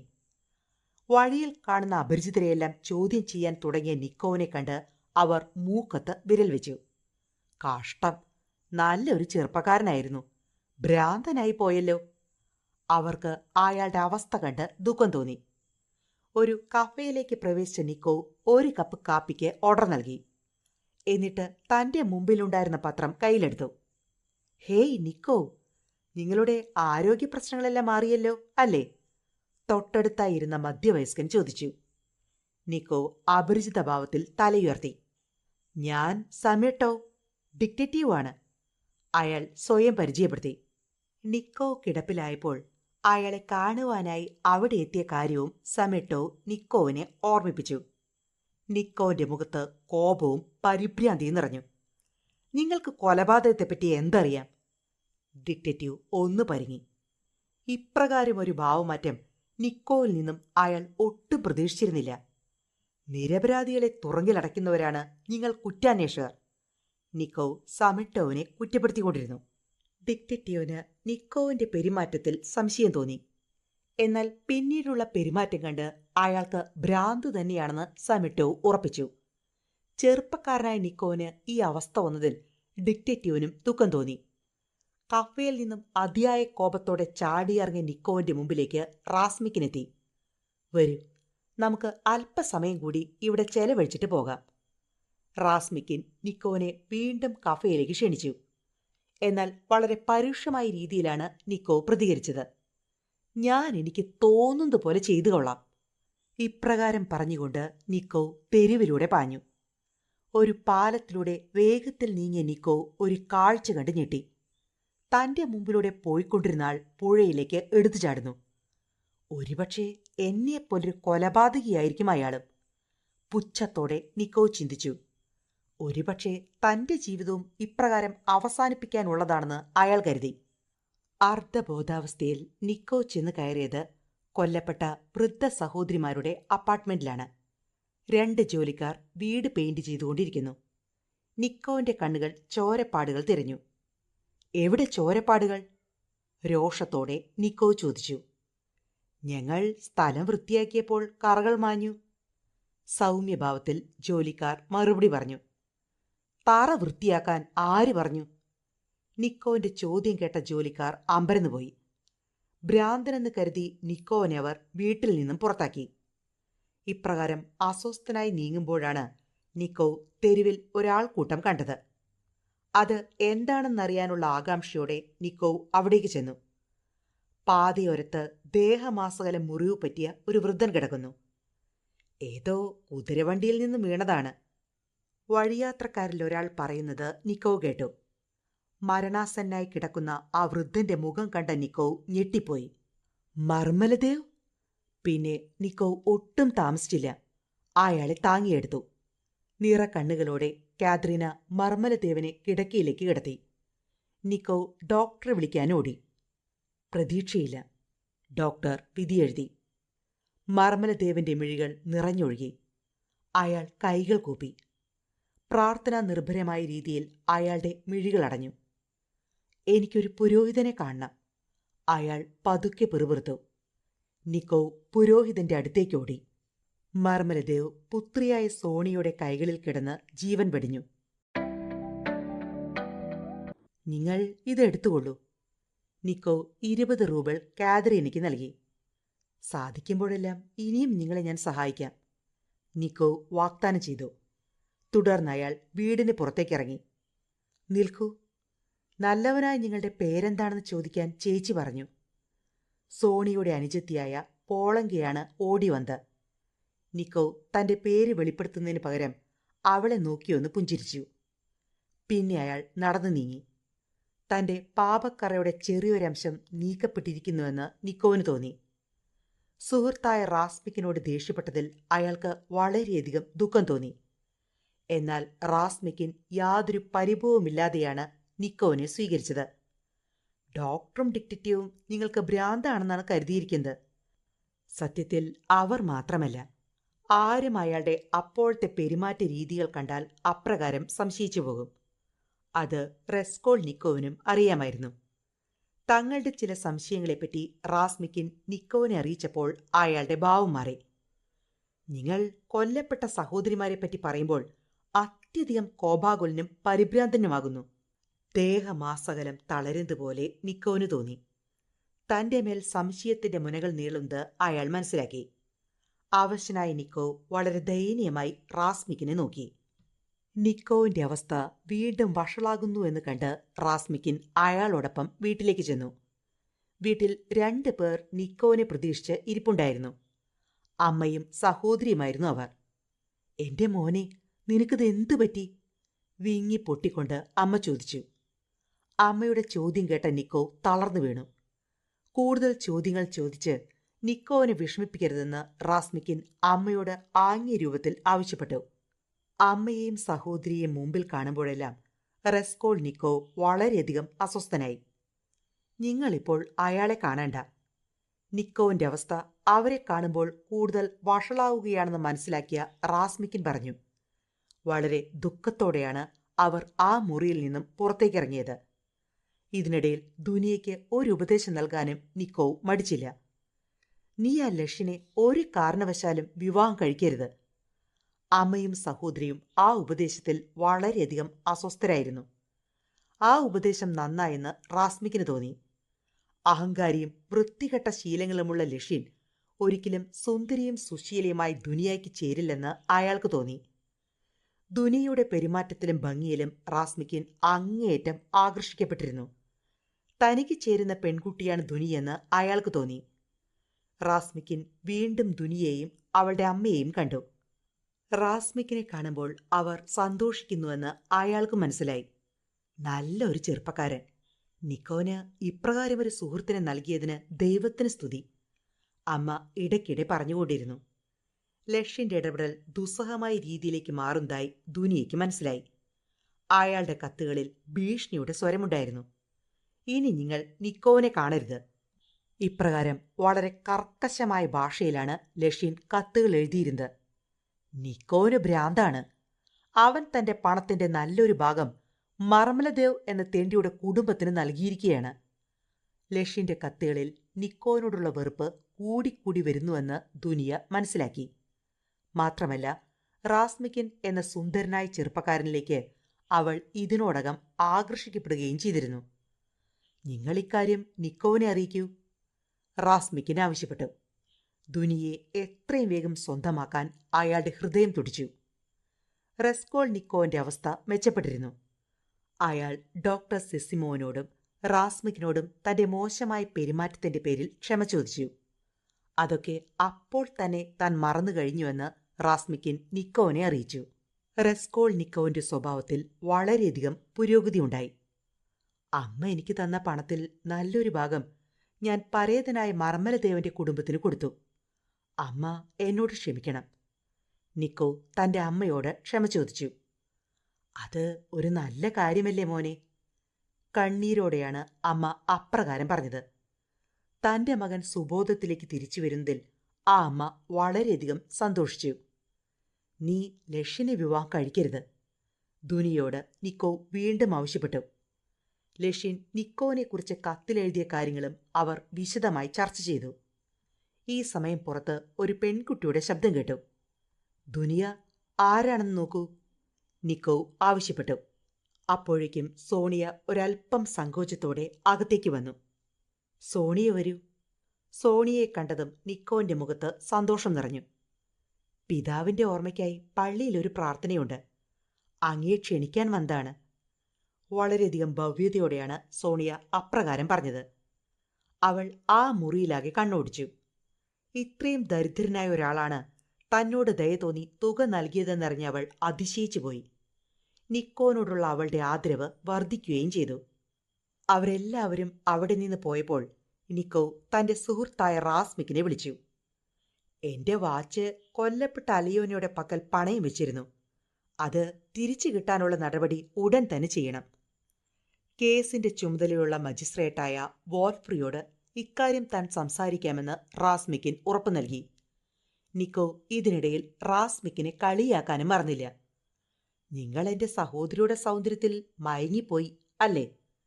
പൊട്ടിച്ചിരിച്ചുകൊണ്ട് ഇരുവരും ആ തമാശ പങ്കുവച്ചു. തന്റെ ഹൃദയഭാരം വളരെയധികം കുറയുന്നതായി നിക്കോവിന് തോന്നി. മജിസ്ട്രേറ്റിന്റെ മുറിയിൽ നിക്കോവും റാസ്മിക്കിനും എത്തുമ്പോൾ അവിടെ ഡിറ്റക്റ്റീവ് സമേട്ടവും ഉണ്ടായിരുന്നു. അത് കണ്ട നിക്കോവ് വളരെയധികം അസ്വസ്ഥനായി. റാസ്മിക്കിന്റെ ചില പരാമർശങ്ങൾ സ്ഥിതിഗതികൾ വീണ്ടും വഷളാക്കി. ഈ കൊലപാതകങ്ങളെക്കുറിച്ചുള്ള നേരിയൊരു പരാമർശം പോലും നിക്കോവിനെ അസ്വസ്ഥനാക്കുന്നു. ഇപ്രകാരമാണ് റാസ്മിക്കിൻ പറഞ്ഞത്. വാസ്തവത്തിൽ നിഷ്കളങ്കമായൊരു തമാശയായിട്ടാണ് അയാൾ അങ്ങനെ പറഞ്ഞത്. എന്നാൽ അത് കേട്ടതും ഡിറ്റക്റ്റീവിന്റെ നെറ്റിച്ചുളിഞ്ഞു. ഓഹോ, അങ്ങനെയാണോ?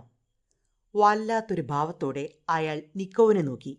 നിങ്ങളെന്താണ് പണയവസ്തു തിരിച്ചെടുക്കാൻ ഇതുവരെയും എത്താതിരുന്നത്? മജിസ്ട്രേറ്റിന്റെ ചോദ്യം കേട്ട നിക്കോവ് വീണ്ടും അമ്പരന്നു. താൻ പിടിക്കപ്പെട്ടുവെന്ന് അയാൾക്ക് തോന്നി. വാസ്തവത്തിൽ നിങ്ങൾ മാത്രമാണ് പണയവസ്തു ഇനി തിരിച്ചു വാങ്ങാനുള്ളത്, മജിസ്ട്രേറ്റ് അഭിപ്രായപ്പെട്ടു. നിക്കോവ് ചെറുതായി വിറയ്ക്കാൻ തുടങ്ങി. അവരുടെ ചർച്ച കൂടുതൽ വിശദാംശങ്ങളിലേക്ക് കടന്നു. റെസ്കോൾനിക്കോവ് 2 മാസങ്ങൾക്ക് മുമ്പെഴുതിയ ഒരു ലേഖനത്തെപ്പറ്റിയായി പിന്നീട് അവരുടെ ചർച്ച. സഹോദരിമാരെ കൊല ചെയ്യുന്നതിനും വളരെ മുമ്പ് എഴുതിയ ലേഖനത്തിൽ നിക്കോവ് ഇപ്രകാരം സൂചിപ്പിച്ചിരുന്നു: ദുരിതങ്ങൾ അനുഭവിക്കുന്ന ചെറുപ്പക്കാർക്ക് സമൂഹത്തിന് ദോഷകാരികളായ മനുഷ്യരെ കൊല്ലാൻ അവകാശമുണ്ട്. നിങ്ങൾ എന്തിനാണ് അപ്രകാരം എഴുതിയത്? അത് ചെറുപ്പക്കാരെ വഴിതെറ്റിക്കില്ലേ? വളരെയധികം രോഷാകുലനായിട്ടാണ് മജിസ്ട്രേറ്റ് ഇപ്രകാരം ചോദിച്ചത്. അതും കൂടി കേട്ടതോടെ റാസ്മിക്കിൻ വളരെയധികം അസ്വസ്ഥനായി കാണപ്പെട്ടു. തന്റെ സുഹൃത്ത് എന്തിനാണ് അപ്രകാരം എഴുതിയതെന്ന് അയാൾക്ക് മനസ്സിലായില്ല. തിരിച്ചു വരുമ്പോൾ റാസ്മിക്കിനും നിക്കോവും തമ്മിൽ ചെറിയൊരു വാക്കുതർക്കം ആരംഭിച്ചിരുന്നു. എന്നെ അവർ സംശയിക്കുന്നു, നിക്കോവ് പറഞ്ഞു. ഇല്ലില്ല, അവർക്ക് എന്തെങ്കിലും സംശയമുണ്ടായിരുന്നെങ്കിൽ നിങ്ങൾ പണ്ടേ അറസ്റ്റ് ചെയ്യപ്പെടുമായിരുന്നു, വളരെ വ്യക്തമായി തന്നെ റാസ്മിക്കിൻ പറഞ്ഞു. റാസ്മിക്കിൻ പിരിഞ്ഞപ്പോൾ ഒരാൾ നിക്കോവിന്റെ മുമ്പിലെത്തി. അയാളുടെ രൂപഭാവങ്ങൾ കണ്ട് നിക്കോവ് അമ്പരന്നുപോയി. അപരിചിതൻ തുറിച്ച കണ്ണുകളുമായി നിക്കോവിന്റെ സമീപത്തേക്ക് വന്നു. എന്നിട്ട് തന്റെ ചൂണ്ടുവിരൽ അയാളുടെ നേരെ നീട്ടി. കൊലപാതകി! നിക്കോവ് ഞെട്ടിവിറച്ചു. നിങ്ങൾ എന്താണ് പറഞ്ഞത്? അമ്പരപ്പോടെ നിക്കോവ് ചോദിച്ചു. പക്ഷെ അപരിചിതൻ കൂടുതലൊന്നും പറഞ്ഞില്ല. അയാൾ തിടുക്കത്തിൽ നടന്നു നീങ്ങി. ഇടിവെട്ടേറ്റതുപോലെ നിക്കോവ് നിന്നുപോയി. അയാൾ എന്താണ് പറഞ്ഞതെന്ന് മനസ്സിലാക്കാൻ പോലും നിക്കോവിന് കുറേ സമയം വേണ്ടിവന്നു. മുറിയിലെത്തിയ നിക്കോവ് സ്വയം ആശ്വസിക്കാൻ പരമാവധി ശ്രമിച്ചു. അലയോനെപ്പോലെയുള്ളവർ കൊല്ലപ്പെടേണ്ടത് തന്നെയാണ്. ആർക്കും ഉപകാരമില്ലാത്ത അവരെപ്പോലെയുള്ളവർ എന്തിനു ജീവിക്കുന്നു? സ്വന്തം മനസ്സിൽ അയാൾ നിരവധി വാദമുഖങ്ങൾ നിരത്തി. എന്നാൽ ഉടൻ തന്നെ അയാളിൽ മനസാക്ഷിയുടെ സ്വരമുയർന്നു. നീ ആര്? മറ്റുള്ളവർക്ക് ശിക്ഷ വിധിക്കാൻ നീ ആരാണ്? ലോകം നന്നാക്കാൻ വേണ്ടിയാണോ നീ ആ വൃദ്ധ സ്ത്രീകളെ വധിച്ചത്? ആ ചോദ്യം നിക്കോവിനെ ഞെട്ടിച്ചു കളഞ്ഞു. നിക്കോവിന്റെ മനസ്സിലേക്ക് വീണ്ടും ഭീകരമായ ചിന്തകൾ തിരിച്ചെത്തി. അസ്വസ്ഥതയോടെ അയാൾ തേങ്ങി തേങ്ങി കരഞ്ഞു. രാവേറെ ചെന്നപ്പോഴാണ് നിക്കോവിന് ഒന്നുറങ്ങാൻ പോലും കഴിഞ്ഞത്. എന്നാൽ ഉറക്കത്തിൽ അതിഭീകരമായൊരു സ്വപ്നമാണ് അയാളെ കാത്തിരുന്നത്. പണയ സ്ഥാപനത്തിന്റെ ഉടമയായ വൃദ്ധ തന്റെ സ്ഥാപനത്തിലിരിക്കുന്നു. പതുങ്ങി ചെല്ലുന്ന നിക്കോ തന്റെ കോടാലിയെടുത്ത് പുഞ്ചിരിച്ചുകൊണ്ടിരിക്കുന്ന വൃദ്ധയുടെ തലയ്ക്കടിക്കുന്നു. എന്നാൽ വൃദ്ധ അലറിക്കരയുന്നതിന് പകരം പൊട്ടി ചിരിക്കുകയാണ് ചെയ്യുന്നത്. പെട്ടെന്ന് തന്നെ നിക്കോ ഞെട്ടിയെഴുന്നേറ്റു. അയാൾ വിറയ്ക്കുന്നുണ്ടായിരുന്നു. കൂട്ടുകാർ ഇപ്പോൾ കേട്ടുകൊണ്ടിരിക്കുന്നത് coffee time Malayalam YouTube channel. ഇതിനിടയിൽ ദുനിയായി വിവാഹം കഴിക്കാൻ താൽപ്പര്യം പ്രകടിപ്പിച്ചുകൊണ്ട് ഒരാൾ നിക്കോവിന്റെ അടുത്തെത്തി. സെദ്ദി കേവലായിരുന്നു അത്. അത് സാധ്യമല്ല. അയാളുടെ അഭ്യർത്ഥന കേട്ട ഉടൻ തന്നെ നിക്കോവ് അഭിപ്രായപ്പെട്ടു. ഞാൻ വളരെ സത്യസന്ധമായി ചോദിച്ചതാണ്. ദുനിയയെ ഞാൻ അങ്ങേയറ്റം സ്നേഹിക്കുന്നു, സെദ്ദി ഗിലെവ് വീണ്ടും യാചിച്ചു. നിങ്ങളുടെ മരണമടഞ്ഞ ഭാര്യയെപ്പറ്റി ചിന്തിക്കുമ്പോൾ, നിക്കോവ് അത്രയും പറഞ്ഞപ്പോഴേക്കും സെദ്ദി ഗിലെവ് ഇടപെട്ടു. അതെ, അവയെല്ലാം വെറും പരദൂഷണങ്ങൾ മാത്രമാണ്. മർഫ പെട്രോന എന്ന എന്റെ ഭാര്യയുടെ മരണം വെറും സാധാരണ മരണമായിരുന്നു. താൻ ഒരു ഭീകരനല്ല എന്നും എന്നാൽ ആളുകൾ തനിക്കെതിരെ കുപ്രചരണം നടത്തുന്നുവെന്നും അയാൾ പറഞ്ഞു. ഞാൻ എന്റെ ഭാര്യയുടെ ആത്മാവിനെ പലതവണ കണ്ടിട്ടുണ്ട്. അപ്പോഴൊന്നും തന്റെ മരണത്തെപ്പറ്റി അവൾ യാതൊരു പരാതിയും പറഞ്ഞിട്ടില്ല. അയാൾ ഇത്രയും പറഞ്ഞപ്പോഴേക്കും നിക്കോന് ഒരു കാര്യം ബോധ്യമായി. അയാൾക്ക് ഭ്രാന്താണ്. ഇനിയും കൂടുതൽ സംസാരിക്കുന്നതിൽ യാതൊരു അർത്ഥവുമില്ല. എന്നാൽ സെദ്ദിഗ്ലേവ് തുടർന്നു. താങ്കളുടെ സഹോദരിയും ലഷ്യനും തമ്മിലുള്ള വിവാഹം ഒട്ടും ചേർച്ചയുള്ളവർ തമ്മിലല്ല. അതിനാൽ ദുനിയയെ രക്ഷിക്കാൻ കൂടിയാണ് ഞാൻ ഇപ്രകാരം പറഞ്ഞത്. നിക്കോന് കാര്യം മനസ്സിലായി. ലഷ്യന്റെ ഒരു ബന്ധുവാണ് സിദ്ദിഗ്ലേവ്. അപ്പോൾ തീർച്ചയായും ലഷ്യനോട് അയാൾക്ക് അസൂയയും തോന്നിയിട്ടുണ്ടാകും. ഞാൻ 10,000 റൂബിൾ നൽകുവാനും തയ്യാറാണ്. പണമെറിഞ്ഞ് നിക്കോനെ പ്രലോഭിപ്പിക്കാമെന്ന് സെദ്ദിഗ്ലേവ് കണക്കുകൂട്ടി. നിങ്ങളുടെ സഹായം ഞങ്ങൾക്ക് ആവശ്യമില്ല, നിക്കോ തീർത്തു പറഞ്ഞു. സെദ്ദിഗ്ലേവിന്റെ മുഖം മ്ലാനമായി. വിവാഹം നടന്നില്ലെങ്കിൽ ശരി, കുറഞ്ഞത് 3,000 റൂബിളെങ്കിലും ഞാൻ ദുനിയായ്ക്ക് നൽകും. നിക്കോ അത് കേട്ട് പിറുപിറുത്തു. അന്ന് വൈകിട്ട് റാസ്മിക്കിൻ നിക്കോനെ കാണാനെത്തി. അയാളുടെ മുഖം വളരെയധികം വിളറിയിരുന്നു. എന്തുപറ്റി സ്നേഹിത? നിക്കോ ചോദിച്ചു. റാസ്മിക്കിന് എന്തോ അസുഖമാണെന്നാണ് നിക്കോ കരുതിയത്. എനിക്ക് തെറ്റുപറ്റി, റാസ്മിക്കിൻ മടിച്ചു മടിച്ചു പറഞ്ഞു. എന്തു തെറ്റ്? വൃദ്ധ സഹോദരിമാർ കൊല്ലപ്പെട്ട കേസിൽ മജിസ്ട്രേറ്റും ഡിറ്റക്റ്റീവും താങ്കളെ സംശയിക്കുന്നു. റാസ്മിക്കിൻ പറഞ്ഞത് കേട്ടപാടെ നിക്കോ ബോധരഹിതനായി നിലംപതിച്ചു. അല്പം കഴിഞ്ഞപ്പോൾ റസ്കോൾ നിക്കോന് ബോധം തെളിഞ്ഞു. റാസ്മിക്കിൻ ഉടൻ തന്നെ കുറച്ച് തണുത്ത വെള്ളം അയാൾക്ക് കുടിക്കാനായി നൽകി. വിഡ്ഢികൾ! നിരപരാധിയായ എന്റെ സ്നേഹിതനെ അവർ എന്തിനിങ്ങനെ ശിക്ഷിക്കുന്നു? റാസ്മിക്കിന്റെ വാക്കുകൾ നിക്കോനെ വീണ്ടും മുറിപ്പെടുത്തി. തന്റെ സുഹൃത്ത് താൻ തന്നെയാണ് യഥാർത്ഥ കൊലപാതകി എന്നറിയുമ്പോൾ എപ്രകാരം പ്രതികരിക്കുമെന്ന് അയാൾ ആശങ്കപ്പെട്ടു. ലഷീൻ വീണ്ടും ദുനിയയെ കാണാൻ വീട്ടിലെത്തി. ഇത്തവണ വീട്ടിൽ റാസ്മിക്കിനും നിക്കോവും കൂടിയുണ്ടായിരുന്നു. നാശങ്ങൾ! സ്ത്രീകൾ മാത്രമുണ്ടായിരിക്കുമെന്ന് കരുതിയാണ് ഞാൻ വന്നത്, ലഷീൻ പിറുപിറുത്തു. എനിക്ക് ദുനിയയോട് മാത്രമായി ചില കാര്യങ്ങൾ ചോദിക്കാനുണ്ട്. ചെറുപ്പക്കാർ ഇരുവരെയും ശ്രദ്ധിക്കാതെയിരുന്നു. ലഷീൻ ദുനിയയുടെ നേരെ തിരിഞ്ഞു. എന്താണ്? ദുനിയ സംശയരൂപത്തിൽ തലയുയർത്തി.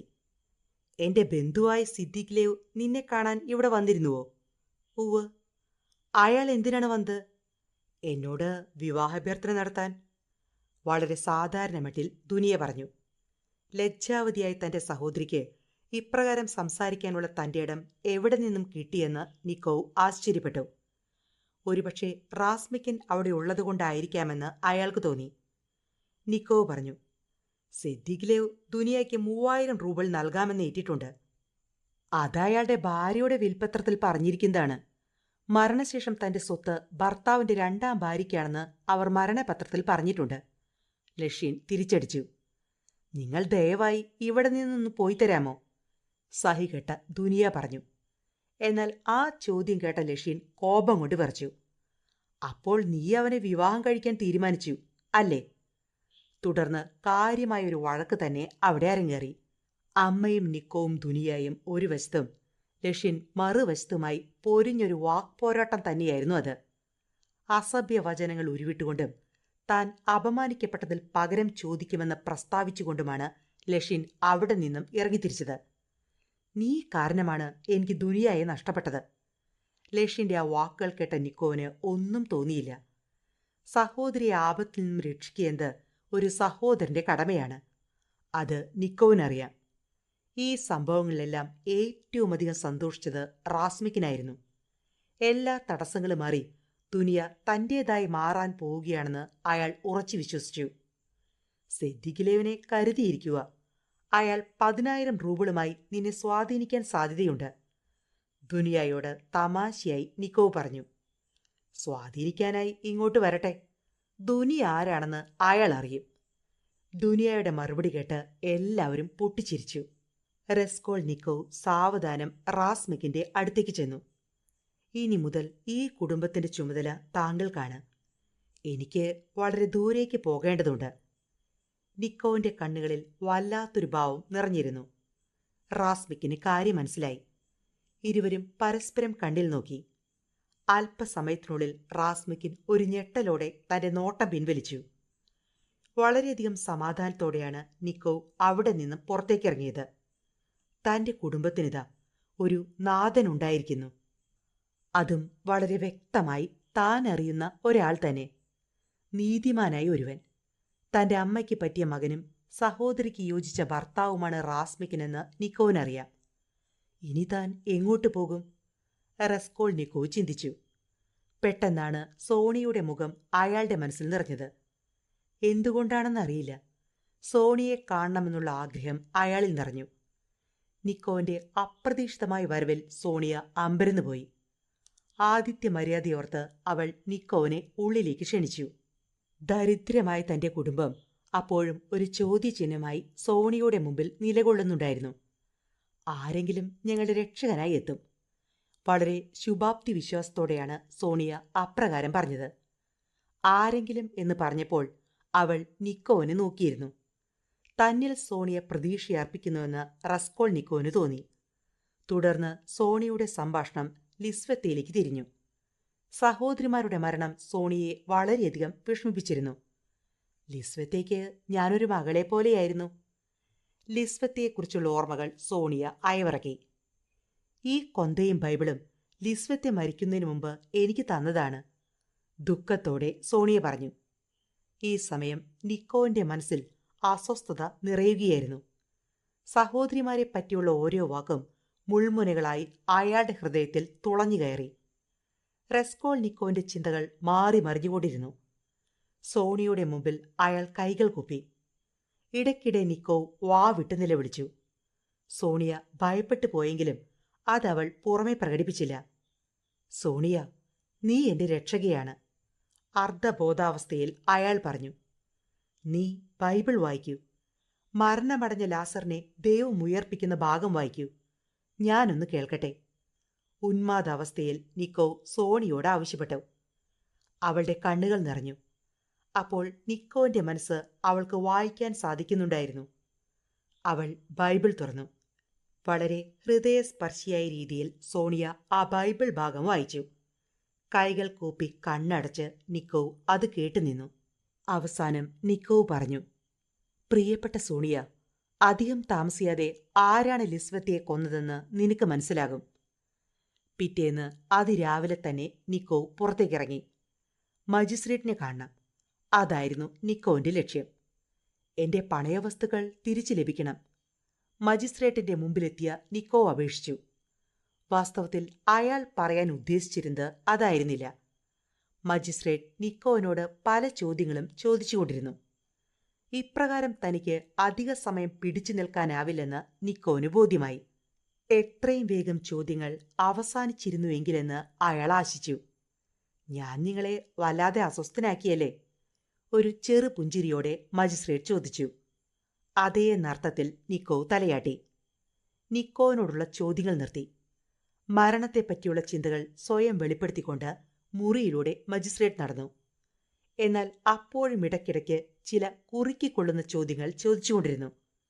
കൊലപാതകിയായി നിക്കോവ് പരിങ്ങിക്കൊണ്ടിരുന്നു. വാസ്തവത്തിൽ മനഃശാസ്ത്രപരമായൊരു സമീപനമായിരുന്നു മജിസ്ട്രേറ്റ് കൈക്കൊണ്ടത്. ഹേ, നിങ്ങളെന്തിന് എന്നെ സംശയിക്കുന്നു? അലറിക്കൊണ്ട് നിക്കോവ് ചോദിച്ചു. അയാളുടെ സകല നിയന്ത്രണങ്ങളും നഷ്ടപ്പെട്ടിരുന്നു. മജിസ്ട്രേറ്റിന്റെ ആവശ്യവും അതുതന്നെയായിരുന്നു. നിങ്ങൾ ശാന്തനാകൂ, അധികാരസ്വരത്തിൽ മജിസ്ട്രേറ്റ് പറഞ്ഞു. കുറ്റകൃത്യം നടന്ന സ്ഥലത്ത് പിന്നീട് നിങ്ങൾ പോയില്ലേ? ആ ചോദ്യത്തിൽ നിക്കോവ് തളർന്നുപോയി. താൻ അകപ്പെട്ടിരിക്കുന്നുവെന്ന് നിക്കോവിന് മനസ്സിലായി. തനിക്ക് ചുറ്റുമുള്ള ലോകം കറങ്ങുന്നതായി നിക്കോവിന് അനുഭവപ്പെട്ടു. കണ്ണുകളിൽ ഇരുട്ട് കയറുന്നു. മുൻപിൽ നിൽക്കുന്ന മജിസ്ട്രേറ്റിനെ ഒരു നിഴൽ പോലെ മാത്രമേ കാണാൻ കഴിയുന്നുള്ളൂ. മാത്രമല്ല, ശബ്ദങ്ങളുടെ ലോകവും നിക്കോവിന് അന്യമായതുപോലെ. താഴെ വീഴാതിരിക്കാൻ തന്റെ മുമ്പിലുള്ള മേശമേൽ നിക്കോവ് ബലമായി പിടിച്ചു. വളരെ അപ്രതീക്ഷിതമായൊരു സംഭവമാണ് അടുത്തതായി അവിടെ അരങ്ങേറിയത്. നിക്കോളായ് എന്ന പെയിന്റർ അവിടേക്ക് ഓടിക്കയറി. വൃദ്ധ സഹോദരിമാരുടെ കൊലപാതകത്തിൽ വിചാരണ നേരിടുന്ന ആളായിരുന്നു നിക്കോളായ്. സർ, ഞാൻ തന്നെയാണ് അലിയോനെയും സഹോദരിയെയും വധിച്ചത്. ഇനിയും എന്നെ ഉപദ്രവിക്കരുതേ. ഹൃദയം പിളർക്കുന്ന ഒരപേക്ഷയായിരുന്നു അത്. ആ വാക്കുകൾക്ക് ശേഷം നിക്കോളായ് പൊട്ടിപ്പൊട്ടിക്കരഞ്ഞു. മജിസ്ട്രേറ്റ് ഉടനടി തന്നെ നിക്കോളായുടെ മൊഴി രേഖപ്പെടുത്താൻ തുടങ്ങി. റസ്കോൾനിക്കോവ്, നിങ്ങൾ സ്വതന്ത്രനായിരിക്കുന്നു. ഇനിയും നിങ്ങളെ ശല്യപ്പെടുത്താനോ ചോദ്യം ചെയ്യാനോ ഞങ്ങൾ മുതിരില്ല. നിക്കോ സാവധാനം പുറത്തേക്കിറങ്ങി. ഏതോ സ്വപ്നത്തിൽ നിന്നും ഉണർന്നതുപോലെ അയാൾ തന്റെ കണ്ണുകൾ ഇടയ്ക്കിടെ തിരുമുന്നുണ്ടായിരുന്നു. നിക്കോളായി എത്തിയത് തന്റെ ഭാഗ്യമായി നിക്കോവിന് തോന്നി. വാസ്തവത്തിൽ അയാൾ തന്റെ കുറ്റമേറ്റു പറയാൻ പോവുകയായിരുന്നു. അപ്പോഴാണ് പെയിന്റർ അവിടേക്ക് എത്തിയത്. എന്തിനാണ് നിക്കോളായി അപ്രകാരം പറഞ്ഞത്? അയാളല്ല അത് ചെയ്തതെന്ന് നിക്കോവിന് ഉറപ്പായിരുന്നു. പാവം, ഒരുപക്ഷെ പോലീസിന്റെ പീഡനം സഹിക്കവയ്യാതെ കുറ്റമേറ്റെടുത്തതാവും. സോണിയുടെ ഭവനത്തിൽ വെച്ച് നടക്കുന്ന മർമലദേവന്റെ അനുസ്മരണ ചടങ്ങിൽ പങ്കെടുക്കാൻ നിക്കോ തീരുമാനിച്ചു. സോണിയുടെ വീട് ലക്ഷ്യമാക്കി അയാൾ നടന്നു. അങ്ങ് എന്നോട് ക്ഷമിക്കണം. ഒരപരിചിതൻ നിക്കോവിന്റെ മുമ്പിൽ പ്രത്യക്ഷപ്പെട്ടു. നിക്കോ അയാളെ സൂക്ഷിച്ചു നോക്കി. എവിടെയോ കണ്ടതുപോലെ. പക്ഷേ എവിടെ വെച്ചാണെന്ന് നിക്കോവിന് ഓർമ്മ വരുന്നില്ല. ഹേയ്, നിങ്ങൾ എന്തിന് എന്നോട് ക്ഷമ ചോദിക്കുന്നു? എന്തു തെറ്റാണ് നിങ്ങൾ എന്നോട് ചെയ്തത്? അതിശയത്തോടെ നിക്കോ ചോദിച്ചു. ഞാനാണ് അങ്ങയെ അന്ന് കൊലപാതകി എന്ന് വിളിച്ചത്. നിക്കോ ഞെട്ടിത്തെറിച്ചു. ഇപ്പോൾ അയാൾക്ക് ആ അപരിചിതനെ മനസ്സിലായി. താങ്കൾ രക്തക്കറ കഴുകിക്കളയുമ്പോൾ ഞാൻ അവിടെ എത്തിയിരുന്നു. താങ്കളുടെ ഭാവത്തിൽ നിന്നും താങ്കളാണ് ആ കുറ്റം ചെയ്തതെന്ന് ഞാൻ കരുതി. അപരിചിതൻ വീണ്ടും ക്ഷമാപണം നടത്തി. ഇപ്പോൾ യഥാർത്ഥ കുറ്റവാളിയെ ഞാൻ കണ്ടു. അതിനാൽ താങ്കൾ എന്നോട് ക്ഷമിക്കണം. നിക്കോവിന് വളരെ ആശ്വാസമായി. പെയിന്റർ കുറ്റസമ്മതം നടത്തിയിരിക്കുന്നതിനാൽ താൻ ഏറെക്കുറെ രക്ഷപ്പെട്ടിരിക്കുന്നു. ഇനിയാരും തന്നെ സംശയിക്കുകയോ പിടികൂടുകയോ ഇല്ല എന്ന് മനസ്സിലാക്കിയ നിക്കോവിന് വളരെയധികം ആശ്വാസം തോന്നി. ഈ സമയം ലഷ്യന്റെ മനസ്സിൽ നിക്കോവിനോടുള്ള വിരോധം പതഞ്ഞു പൊങ്ങുകയായിരുന്നു. അയാൾ മൂലമാണ് ദുനിയായെ തനിക്ക് ലഭിക്കാതെ പോയതെന്ന് ലഷ്യൻ കരുതി. വിവാഹത്തിനുള്ള ഒരുക്കങ്ങൾക്കായി വൻ തുക തന്നെ ലഷ്യൻ മുടക്കിയിരുന്നു. ഞാൻ കുറേയധികം സമ്മാനങ്ങൾ ദുനിയായ്ക്ക് നൽകിയിരുന്നെങ്കിൽ അവൾ എന്നെ വിവാഹം കഴിക്കുമായിരുന്നു. ലഷ്യൻ അങ്ങനെ കരുതി. റെസ്കോൾ നിക്കോവും സോണിയയും തമ്മിൽ സ്നേഹത്തിലാണെന്ന് ലഷ്യൻ അറിയാമായിരുന്നു. അത് തകർക്കുവാൻ തന്നെ അയാൾ തീരുമാനിച്ചു. മർമലദേവന്റെ അനുസ്മരണ ചടങ്ങിന് തൊട്ടുമുമ്പ് അയാൾ സോണിയെ വിളിച്ചു. മോളെ, പണത്തിന് ഒരുപാട് ആവശ്യം കാണുമല്ലോ. അങ്കിളിന്റെ സംഭാവനയായി ഈ തുക കയ്യിലിരിക്കട്ടെ. സോണിയുടെ കയ്യിലേക്ക് 100 റൂബിളിന്റെ ഒരു നോട്ട് അയാൾ തിരികി. സോണിയ ആദ്യം മടിച്ചു. പിന്നെ ലഷ്യന്റെ നല്ല മനസ്സിന് നന്ദി പറഞ്ഞുകൊണ്ട് അയാളെയും അവൾ ആ പരിപാടിയിലേക്ക് ക്ഷണിച്ചു. വളരെ കരുതലോടെയാണ് ലഷ്യൻ അനുസ്മരണ ചടങ്ങിനെത്തിയത്. തന്റെ ശത്രുവായി നിക്കോ അവിടെ ഉണ്ടാകുമെന്ന് അയാൾക്കറിയാമായിരുന്നു. ചടങ്ങിനിടയിൽ ലഷ്യൻ വിളിച്ചുകൂവി. കള്ളി, നീ എന്റെ പണമെടുത്തു. സോണിയ ഞെട്ടിത്തരിച്ചു. ലഷ്യൻ തന്റെ നേരെ നോക്കി ആക്രോശിക്കുന്നത് കണ്ട് അവൾ സ്തബ്ധയായി നിന്നുപോയി. പക്ഷേ സോണിയയ്ക്ക് നേരെയുള്ള ലഷ്യന്റെ ആരോപണം അംഗീകരിച്ചു കൊടുക്കുവാൻ കാതറീന തയ്യാറായില്ല. സോണി ഒരിക്കലും അങ്ങനെ ചെയ്യില്ല. എങ്കിൽ അവളുടെ കോട്ടിന്റെ കീശയിൽ നോക്ക്. ലഷ്യൻ വീണ്ടും അലറി. സോണിയ സാവധാനം എഴുന്നേറ്റു. കാതറീന അവളുടെ കോട്ട് പരിശോധിച്ചു. അന്താളിച്ചു നിന്ന സോണിയുടെ പോക്കറ്റിൽ നിന്നും പണം കാതറീന കണ്ടെടുത്തു. നിനക്കിത് എവിടെ നിന്ന് ലഭിച്ചു? ഇത്തവണ അലറിയത് കാതറീനയാണ്. ഞാൻ പറയാം. സദസ്സിൽ നിന്നും ഒരു ശബ്ദമുയർന്നു. ലഷ്യന്റെ റൂംമേറ്റായിരുന്നു അത്. ലഷ്യൻ സംഭാവനയായി ഈ ചടങ്ങിന് മുമ്പ് സോണിയയ്ക്ക് നൽകിയ തുകയാണിത്. ലഷ്യന്റെ തീരുമാനങ്ങളെല്ലാം പൊളിഞ്ഞു. അതിഥികൾ ലഷ്യനെ നന്നായി തന്നെ കൈകാര്യം ചെയ്തു. ചടങ്ങുകളെല്ലാം കഴിഞ്ഞപ്പോൾ നിക്കോ സോണിയയോട് തനിച്ച് സംസാരിച്ചു. സോണിയ, ഞാനാണ് ആ കൊലപാതകങ്ങൾ ചെയ്തത്. ഒരു കൊച്ചു കുഞ്ഞിനെപ്പോലെ പൊട്ടിക്കരഞ്ഞുകൊണ്ട് അയാൾ സോണിയയോട് പറഞ്ഞു. സോണിയ ഞെട്ടിവിറയ്ക്കുമെന്നാണ് നിക്കോ കരുതിയത്. എന്നാൽ സോണിയ ശാന്തയായി പ്രാർത്ഥനകൾ ഉരുവിട്ടുകൊണ്ടിരുന്നു. നീ എന്തുകൊണ്ട് ഭയപ്പെട്ടില്ല? നിക്കോ ചോദിച്ചു. എനിക്കത് അറിയാമായിരുന്നു. സോണിയ പറഞ്ഞത് കേട്ട് നിക്കോവാണ് ഞെട്ടിയത്. നിങ്ങൾക്ക് ഞാൻ തുണയായുണ്ട്. പ്രാർത്ഥനയോടെ സോണിയ പറഞ്ഞു. തന്റെ രക്ഷകയാണ് സോണിയെന്ന് നിക്കോവിന് തോന്നി. താങ്കൾ എന്തിനിത് ചെയ്തു? സോണിയ ചോദിച്ചു. എന്റെ തെറ്റായ വിശ്വാസം. സമൂഹത്തിന് ഉപകരിക്കാത്തതെല്ലാം നശിപ്പിക്കണമെന്ന ചിന്ത. നിക്കോ കണ്ണീരൊഴുക്കി. മറ്റുള്ളവരുടെ ജീവനെടുക്കാൻ നമുക്കെന്തവകാശം? അവൾ വീണ്ടും ചോദിച്ചു. പക്ഷേ നിക്കോവിന്റെ അവസ്ഥ കണ്ടപ്പോൾ ഇനിയും അയാളെ വിഷമിപ്പിക്കുന്നത് ശരിയല്ലെന്ന് സോണിയയ്ക്ക് തോന്നി. ഞാൻ എന്തു ചെയ്യണം? പറയൂ സോണിയ. നിക്കോ മുട്ടിന്മേൽ നിന്നുകൊണ്ട് കേണു. സോണിയ ഇപ്പോൾ ഒരു മാലാഖിയാണെന്ന് അയാൾക്ക് തോന്നി. താങ്കൾ പൊതുജനങ്ങളോട് കുറ്റമേറ്റ് പറയണം, സോണിയ അയാളെ ഉപദേശിച്ചു. സോണിയ നിക്കോന് ഒരു കുരിശുരൂപം ധരിക്കാൻ നൽകി. പിന്നെ തന്റെ കഴുത്തിലുള്ള കുരിശുരൂപം തൊട്ടുകൊണ്ട് അവൾ പറഞ്ഞു, ഇനി നാം ഇരുവരും ഈ കുരിശ് ഒരുമിച്ച് വഹിക്കുന്നു. ഭയപ്പെട്ടു നിന്ന നിക്കോനോട് സോണിയ വീണ്ടും പറഞ്ഞു, ധൈര്യമായി പോകൂ. ദൈവവും പിന്നെ സോണിയയും എന്നും താങ്കളോടൊപ്പം ഉണ്ടായിരിക്കും. നിക്കോന് ആത്മവിശ്വാസമായി. വളരെ സമാധാനത്തോടെയാണ് നിക്കോ തന്റെ മുട്ടിൽ നിന്നും എഴുന്നേറ്റത്. ഇതിനിടയിൽ കാതറീന മരണമടഞ്ഞു. പിതാവും മാതാവും നഷ്ടപ്പെട്ട സോണിയയ്ക്ക് ഒരു താങ്ങാകാൻ തനിക്ക് കഴിയില്ലല്ലോ എന്നോർത്ത് നിക്കോ വീങ്ങിപ്പൊട്ടി. റാസ്മിക്കിൻ വന്ന് അമ്മയുടെ ഗുരുതരമായ അസുഖത്തെപ്പറ്റി നിക്കോവിനെ അറിയിച്ചുവെങ്കിലും നിക്കോ അതൊന്നും ശ്രദ്ധിക്കുന്നുണ്ടായിരുന്നില്ല. നിങ്ങൾ ഇത്രയും സ്വാർത്ഥനാണോ? റാസ്മിക്കിൻ അറിയാതെ ചോദിച്ചുപോയി. സെദിഗ്ലേവ് ദുനിയെ ഇപ്പോഴും ശല്യം ചെയ്യുന്നുവെന്ന് റാസ്മിക്കിൽ നിന്നും നിക്കോ അറിഞ്ഞു. അതിനുശേഷം നിക്കോ ഒരു കഫേയിൽ വെച്ച് സെദിഗ്ലേവിനെ കണ്ടുമുട്ടി. എന്റെ സഹോദരിയെ ഇനിയും ശല്യപ്പെടുത്തിയാൽ നിങ്ങൾ കൊല്ലപ്പെടും, അയാൾ പറഞ്ഞു. സെദിഗ്ലേവ് ചെറുതായൊന്ന് പരിഭ്രമിച്ചു. പക്ഷേ അയാൾ അടങ്ങിയിരുന്നില്ല. ദുനിയയെ ഒറ്റയ്ക്ക് കിട്ടിയപ്പോൾ അയാൾ പറഞ്ഞു, നിന്റെ സഹോദരൻ ഒരു കൊലപാതകിയാണ്. ദുനിയ ഞെട്ടി. അയാൾ റാസ്മിക്കിൽ നിന്നും മുമ്പ് തന്നെ ഇക്കാര്യം അറിഞ്ഞിരുന്നു. എന്നാൽ ശത്രുവായി സെദിഗ്ലേവ് ഇക്കാര്യം അറിയുമെന്ന് ഒരിക്കലും അവൾ കരുതിയിരുന്നില്ല. ദുനിയയുടെ വിവശമായ മുഖം കണ്ട് സെദിഗ്ലേവിന് ഗൂഢമായ ഒരു ആനന്ദം അനുഭവപ്പെട്ടു. തന്റെ വെളിപ്പെടുത്തൽ ദുനിയയെ കാര്യമായി തന്നെ ബാധിച്ചുവെന്ന് നീചനായ സെദിഗ്ലേവിന് മനസ്സിലായി. അതിലയാൾ അതിയായി സന്തോഷിച്ചു. പേടിക്കേണ്ട, നിന്റെ സഹോദരനെ ശിക്ഷയിൽ നിന്നും ഞാൻ രക്ഷിക്കാം, അയാൾ പറഞ്ഞു. പക്ഷേ ഒരു നിബന്ധനയുണ്ട്, നീ എന്നെ വിവാഹം കഴിക്കണം. കരഞ്ഞുകൊണ്ട് ദുനിയ വാതിലിന് സമീപത്തേക്ക് ഓടി. പക്ഷേ അത് പൂട്ടിയിരിക്കുന്നുവെന്ന് കണ്ട് അവൾ ഞെട്ടിപ്പോയി. പെട്ടെന്നാണ് സെദിഗ്ലേവിന്റെ പോക്കറ്റിൽ തള്ളി നിൽക്കുന്ന റിവോൾവർ ദുനിയെ കണ്ടത്. ഒരൊറ്റ കുതിപ്പിന് അവൾ അത് കൈവശപ്പെടുത്തി. നീ നിന്റെ ഭാര്യയെ വിഷം കൊടുത്തു കൊന്നു, എന്നെയും നീ നശിപ്പിക്കാൻ പോവുകയാണോ? അവൾ അലറി. കാര്യമത്ര പന്തിയല്ലെന്ന് മനസ്സിലാക്കിയ സെദിഗ്ലേവ് മുറിയിൽ നിന്ന് പുറത്തേക്കിറങ്ങി. പേമാരിയിൽ നനഞ്ഞു കുതിർന്ന് സെന്റ് പീറ്റേഴ്സ്ബർഗിലൂടെ അയാൾ നടന്നു. കുറ്റബോധം സെദിഗ്ലേവിൽ നിറഞ്ഞു. താൻ ദുനിയയോട് ചെയ്തത് വലിയ ദ്രോഹമാണെന്ന് അയാൾക്ക് മനസ്സിലായി.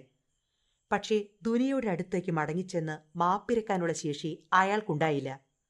സെദിഗ്ലേവ് സോണിയുടെ അടുത്തേക്ക് ചെന്നു. ഞാൻ അമേരിക്കയിലേക്ക് പോകുന്നു. ഇത് നിങ്ങൾക്ക് അവകാശപ്പെട്ടതാണ്. അവളുടെ കയ്യിലേക്ക് 15,000 റൂബിൾ നൽകി ഒരു ഭ്രാന്തനെ പോലെ അയാൾ പുറത്തേക്കിറങ്ങി. പുറത്ത് പേമാരിയും ഇടിമുഴക്കവും തുടർന്നുകൊണ്ടിരുന്നു. സെന്റ് പീറ്റേഴ്സ്ബർഗിലെ തെരുവോരത്തെത്തിയപ്പോഴേക്കും നേരം ഇരുട്ടി തുടങ്ങിയിരുന്നു. ഞാൻ അമേരിക്കയിലേക്ക് പോകുന്നു, അയാൾ വിളിച്ചു പറഞ്ഞു. പക്ഷേ ആ ശബ്ദം ആരും കേട്ടില്ല. കനത്ത പേമാരി ആ ശബ്ദത്തെ മുക്കിക്കളഞ്ഞിരുന്നു. പിന്നെ അയാൾ തന്റെ റിവോൾവർ പുറത്തേക്കെടുത്തു. സ്വന്തം നെറ്റിയിലേക്ക് നിറയൊഴിച്ച സെദിഗ്ലേവ് ഒരു ആർത്തനാദത്തോടെ നിലത്തേക്ക് വീണു. കനത്ത മഴയിൽ അതും ആരും കേട്ടില്ല. ആ രാത്രിയിൽ റെസ്കോൾനിക്കോ തന്റെ അമ്മയുടെ അടുത്തേക്ക് ചെന്നതായി സ്വപ്നം കണ്ടു. നീ എന്നോടൊപ്പം നിൽക്കണം, അമ്മ അവനോട് പറഞ്ഞു. പറ്റില്ല അമ്മേ, എനിക്ക് പോയേ തീരൂ, നിക്കോ പറഞ്ഞു. ദുനിയയുടെ ദയനീയമായ മുഖം അയാൾ കണ്ടു. താൻ കുടുംബത്തിന് വരുത്തിവെക്കാൻ പോകുന്ന അപമാനത്തെക്കുറിച്ചോർത്ത് അയാൾ പൊട്ടി കരഞ്ഞു. സോണിയുടെ മുറിയിലെത്തിയ നിക്കോന് പ്രാർത്ഥനാനിരതിയായിരിക്കുന്ന അവളെയാണ് കാണാൻ കഴിഞ്ഞത്. നിക്കോവും അവളോടൊപ്പം പ്രാർത്ഥിച്ചു. സോണിയ അവന്റെ തലയിൽ കൈകൾ വെച്ചു.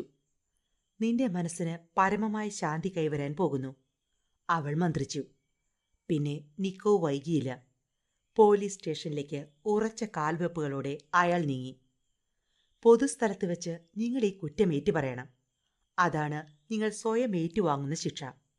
സോണിയുടെ വാക്കുകൾ അയാൾ വീണ്ടും ഓർത്തു. ഒരു നാൽക്കവലയിലെത്തിയ നിക്കോ അല്പസമയം നിന്നു. ഒരു സ്വതന്ത്ര മനുഷ്യനായുള്ള തന്റെ ജീവിതത്തിന് അവസാനമെത്തിയിരിക്കുന്നു. നിക്കോ മുട്ടുകുത്തി നിന്ന് ഭൂമിയെ ചുംബിച്ചു. ആരൊക്കെയോ അയാളെ നോക്കി ചിരിക്കുന്നുണ്ടായിരുന്നു. എനിക്ക് മാപ്പ് തരൂ, കണ്ണീരോടെ നിക്കോ തന്റെ കുറ്റമേറ്റു പറഞ്ഞു. പോലീസ് ഓഫീസർമാരടക്കം എല്ലാവരും ഇത് കണ്ട് സ്തബ്ധരായപ്പോൾ ഒരു പെൺകുട്ടിയുടെ മൃദുലമായ കൈകൾ അയാളെ മുറുകെ പിടിച്ചിരുന്നു. നിന്നോടൊപ്പം ഞാനും ഉണ്ടാകും, നിന്റെ സോണിയ, അവൾ താഴ്ന്ന ശബ്ദത്തിൽ പറഞ്ഞു. നീ സോണിയയല്ല, എന്റെ രക്ഷകയാണ്, എന്റെ രക്ഷക, റെസ്കോൾനിക്കോവ് സാക്ഷ്യപ്പെടുത്തി. നിയമത്തിനു മുമ്പിൽ കുറ്റമേറ്റു പറഞ്ഞതിനാൽ നിക്കോവിനോട് നിയമം കനിഞ്ഞു. സൈബീരിയൻ ജയിലിൽ 8 വർഷത്തെ തടവാണ് നിക്കോവിന് ലഭിച്ചത്. സോണിയ ആ ജയിലിലെ സ്ഥിരം സന്ദർശികയായിരുന്നു. 8 വർഷത്തിനു ശേഷം സോണിയോടൊപ്പം സൈബീരിയൻ ജയിലിന്റെ കനത്ത വാതിൽ കടക്കുമ്പോൾ റെസ്കോൾനിക്കോവിന്റെ മാറിൽ ചേർത്ത് പിടിച്ച ഒരു ബൈബിൾ ഉണ്ടായിരുന്നു. തന്റെ രക്ഷകയായ കൂട്ടുകാരിയോടൊപ്പം നിക്കോവ് അങ്ങനെ പുതിയൊരു ജീവിതത്തിലേക്ക് നടന്നു നീങ്ങി. കുറ്റവും ശിക്ഷയും ഇവിടെ അവസാനിക്കുന്നു.